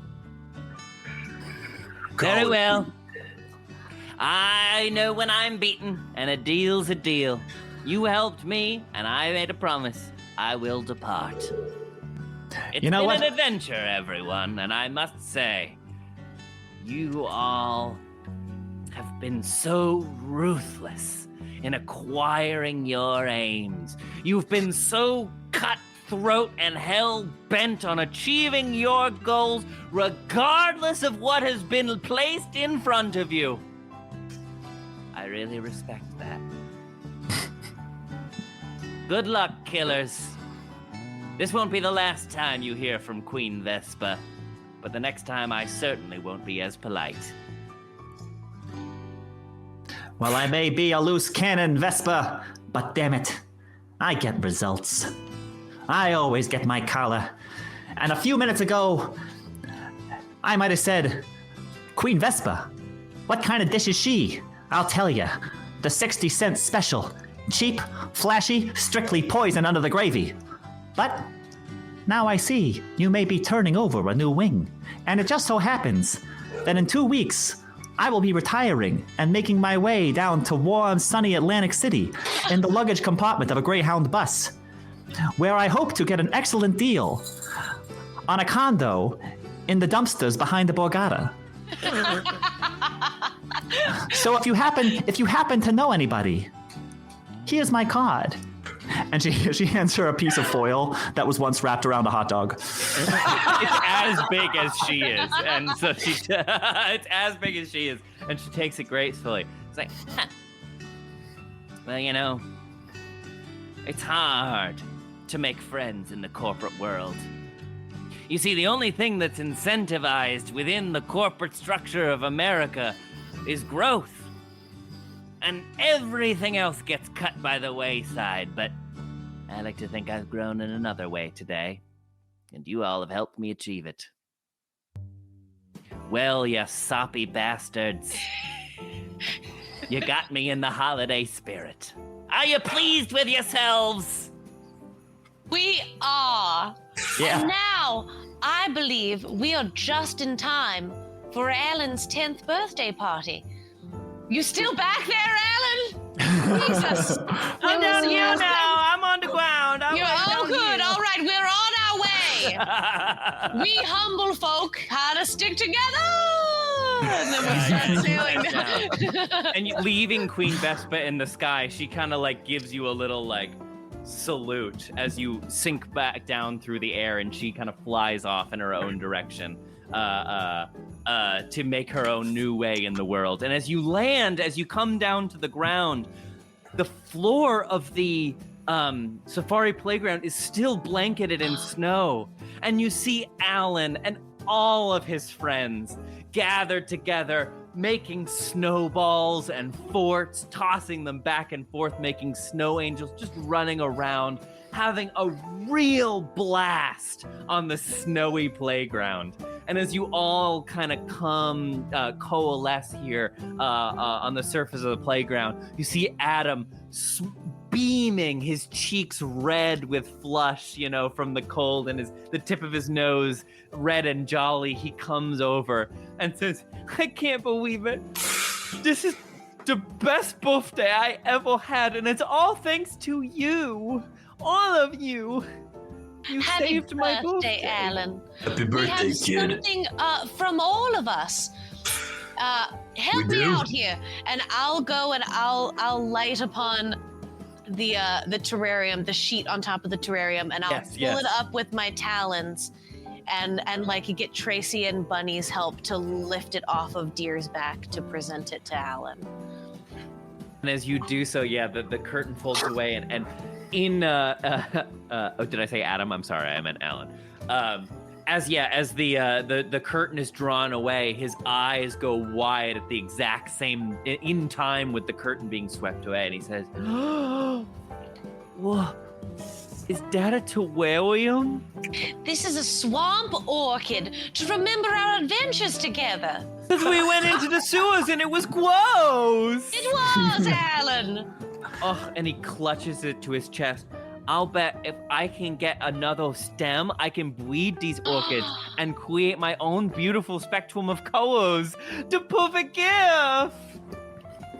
Let this be a lesson to you, Alan. Always let this be a lesson to you, Alan. You always gotta rise above the scum. Don't let the darkness of this city take you over, kid. You're the best of all of us. Alan looks at the four of you, like meeting each of your eyes in turn, and he says, "Thanks, you guys. You're the best people I know."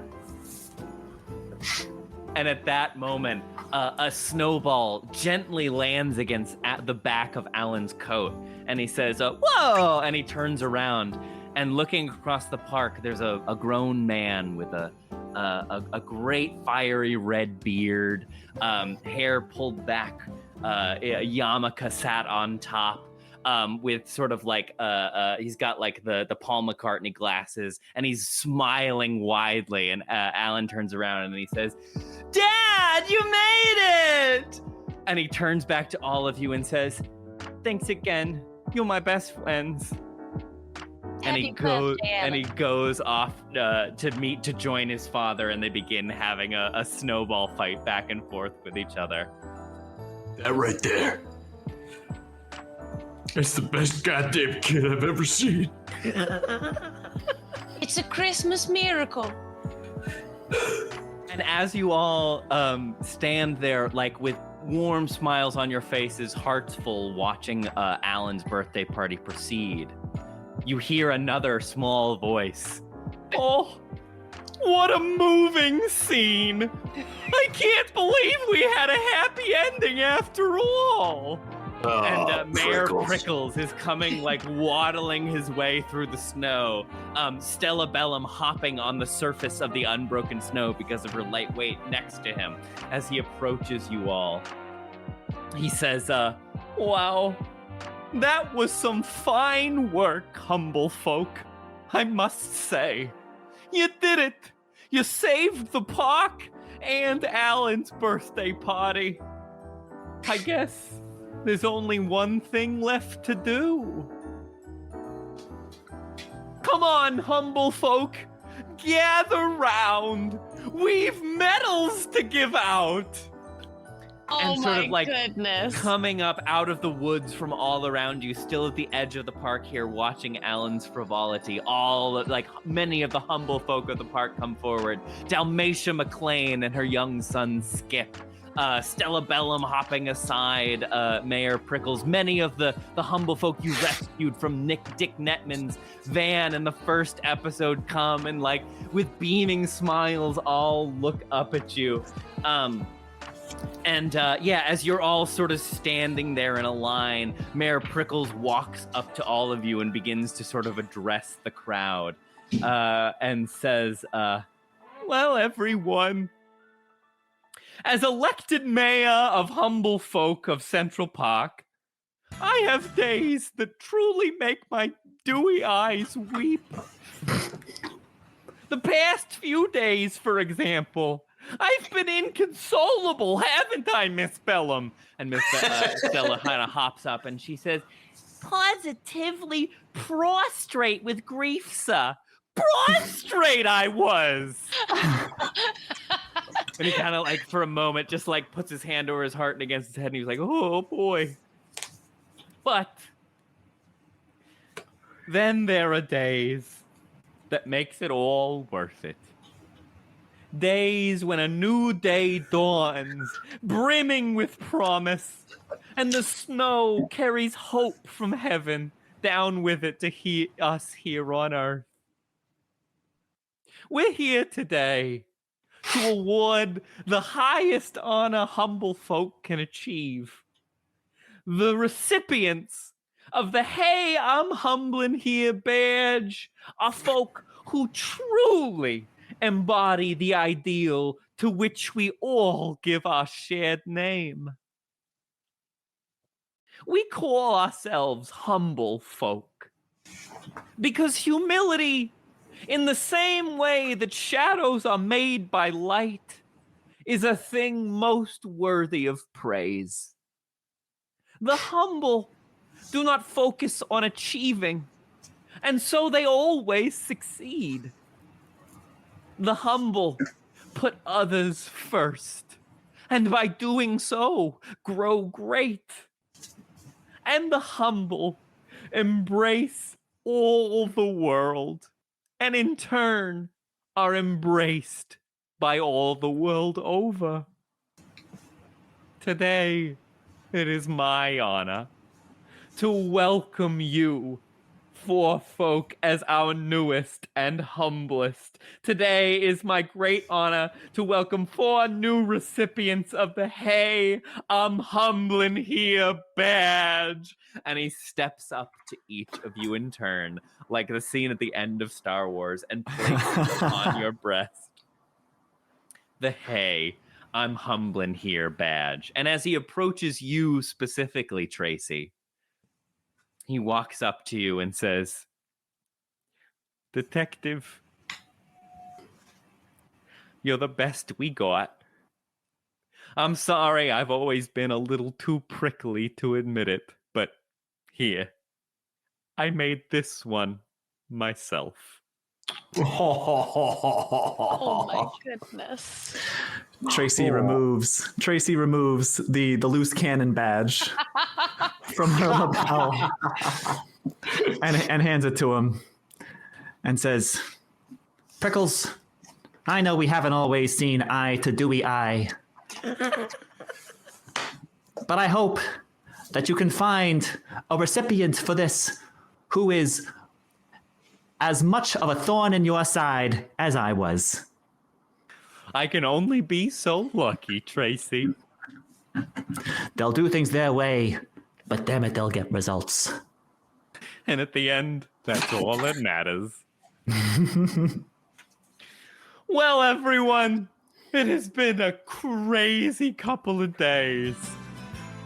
But I think now, with all of this hardship behind us, we can do what we humble folk do best.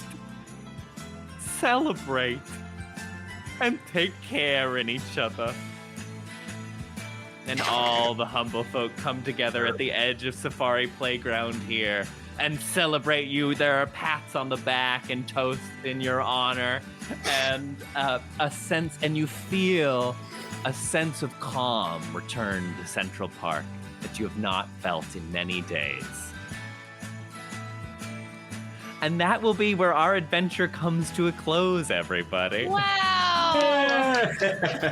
Unless there's anything else, if anybody wants to do like a "Where Are They Now" about where their character are, but that brings to the end, the story I crafted, that brings to an end. So anything else anybody wants to sort of comment on at the end here, or otherwise we're good to close things down?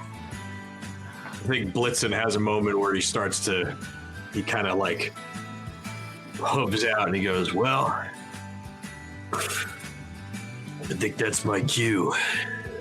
I've only got about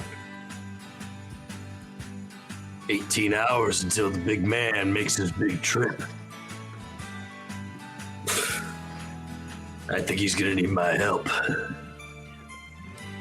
Godspeed, Blitzen. And as you flick your last cigarette, Blitzen, Alan comes up to you and says, "Mr. Blitzen, so? Do you have to go back to the North Pole now?" Sadly, kid. Yeah, it's time. Well, you know, before you, I never met a Waindeal. And also, I had never met a Waindeal that could fly, so you did both. That's pretty great. Thanks for giving me both. You know, I think I got something for you, kid. Hold on. Okay. And he'll go galloping back to his like rock. Uh-huh. And he's gone for like a couple minutes, and then he comes running back, and in his mouth is a piece of leather with a single jingle bell on it. That was from his harness. And he'll just kind of hand it, like he'll kind of like, you know, with his mouth, just kind of like put it in his hand. Yeah, he takes it in his cup and just kind of give him like a gentle nudge with the front of his face, and be like, Now you take care of yourself.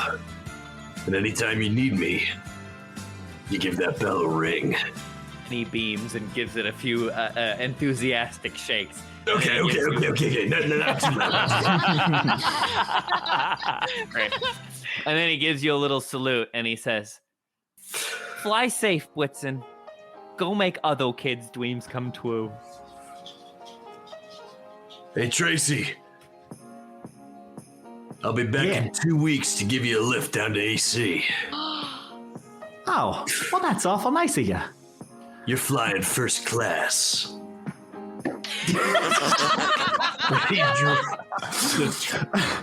hold on, I got another one. Let me try that again.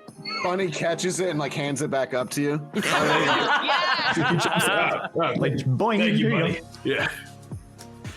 All right. No luggage compartment of a Greyhound bus for me. And just for that, Blitzen, I'm not gonna write you up for littering. Like your style, Tracy. I like your style. Yeah! And he just kind of, and he starts galloping and he goes up into the sky. See him cut across And the then you moon. can see the- Yeah. Yeah. Aw. And he's gone. That's great. That's great. I have a little flashback, but it takes place roughly 6 months in the future. So if anyone else has present day, I should let them go first. Yeah, mine is also an ending credits. Yeah, do it. As the ending credits roll and we do those little Pixar like. They make their cameos across the credits. Yeah, sure. You just see Omirah directing Prickles as she tries to set them up for a viral TikTok video. Yes. Oh my God. Yes. And the next day, the #1 trending video on TikTok is a hedgehog who keeps with his flickering nose. He keeps pressing pieces of tinfoil into a pigeon, and it goes absolutely viral. They're just sitting there like with their big dopey eyes, and the hedgehog just keeps covering the pigeon in like pieces of Post-it note and ribbons and all sorts of things. I knew my day would come. It only took 75 years. And also, in the midst of this celebration, Omirah, Stella Bellum hops up to you. And she says, Madam Merryboar, do you remember me, Stella Of course, Bellum? young lady. I just wanted to let you know that, well, after I met you that last time, you really inspired me, and, well, I got my first audition, Miss Merryboar. Oh, you did? Yeah. For what? They're remaking The Birds, and I'm up the bird who flies into a jet turbine #7. Congratulations, Stella. Now listen, something I've learned in the business over the past 75 years. You advocate for yourself, all right? If they want you to actually fly into the don't do it. Don't do it. They have stunt birds for that, all right? Great Don't let advice. this be your last film. Let this be your first in a long line of films. You're right, Miss Merryboar, and thanks. I just don't know that I'd have the courage to be my own songbird if it wasn't for you. Oh, Stella, you inspire me to get out there once again. You make me young. Thanks, Miss Merryboar. Maybe we'll get to work together someday. I do hope so. Are they looking for an ancient pigeon also in the birds? I'll You know, ask. my people will talk to your people. You know, Vespa. We'll talk. Very good. Thanks again, Miss Merryboar. Congratulations, Stella. And she flies off. Anything else? Any other closings, everyone? As as Alan and his friends start to collapse from the exhaustion of their fun day playing them in the snow. I think I'll say you just see like Bunny in the shadows, just like nod and like walk away. Keeping an eye. Yeah. Keeping it safe. Yeah, at a certain point, like things get a little rowdy. Like maybe the snowball fight gets a little rowdy. But like Alan, he looks over at you, and you lock eyes for a moment, and he just goes like, he just does one of these. He just goes.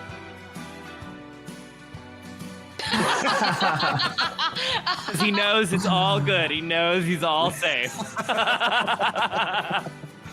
Amazing. And finally, we flash forward 6 months. Yes. Little title, some little like clickety-clackety typewriter text goes 6 months later. Click, click, click, click, click, click. Atlantic City. Click, click, click, click. New Jersey. Click, click, click, click, click, click. As we see the monolithic building that is Harrah's Casino, and this huge like pan down crane shot around the back of the building, away from the glitz and glamour, past the 6-lane highway, dirty cars whizzing past, and just a huge row of dumpsters. And out next to those dumpsters, you see a little crafted out of old popsicle sticks and little bits of discarded underwear, a little beach chair in which Tracy is lounging. A rat wearing Bermuda shorts and a Hawaiian shirt walks up to her and says, Hey, I think you're new around here. There's a social happening over at the dumpsters behind Harrah's later if you're interested. and Tracy says, "Not me, buddy. That sort of thing ain't my scene. I'm about as romantic as a pair of handcuffs." And to which the rat goes, All right. just sort of like scurries away. And then off in the distance, we hear the cries of a distressed woman saying, "Won't somebody help me, please? I can't find my daughter anywhere." And another voice calls in reply, "It's all right, ma'am, it's all right. Where did you see her last?" I saw her last right as we were getting a piece of funnel cake on the boardwalk." Tracy's ears and nose perk up. And she says, "Well, damn it. Retirement's been short and sweet. But it looks like I got more work to do."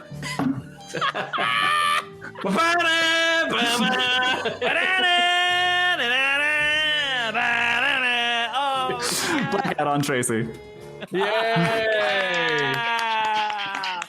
Oh, great work, Oh, everybody. my goodness. And Oh, I that think was that will fun. bring us to the end of a very humble holiday.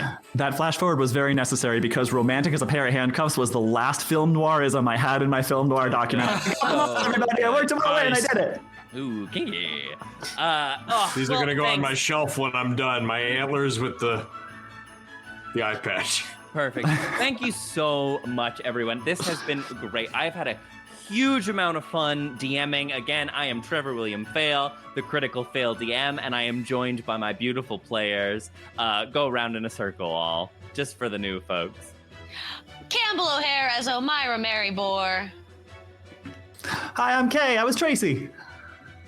Tyler Cantor as Bunny Kaplan. And then Ianacone as Dear Blitzen. I hope that you all had as much fun watching as we had playing. If you're new to us this year, thank you so much for joining us. If you've been with us since since the last year and all the time we've been doing our crazy schemes and shenanigans, thank you so much for being here. If you've enjoyed what you've seen here today, check us out everywhere else we can be found. We have a Curse of Strahd podcast, the Strahdcast. You can find anywhere podcasts are sold. We also will be back to Twitch before too long. We have some exciting ideas in the works, so stay tuned. We're not going anywhere. Thank you so much for being here. Enjoy your holidays, and please remember to take your holidays with advantage. Thank you so much, everyone, and we'll see you next time. Oh. Bye. Bye, friends.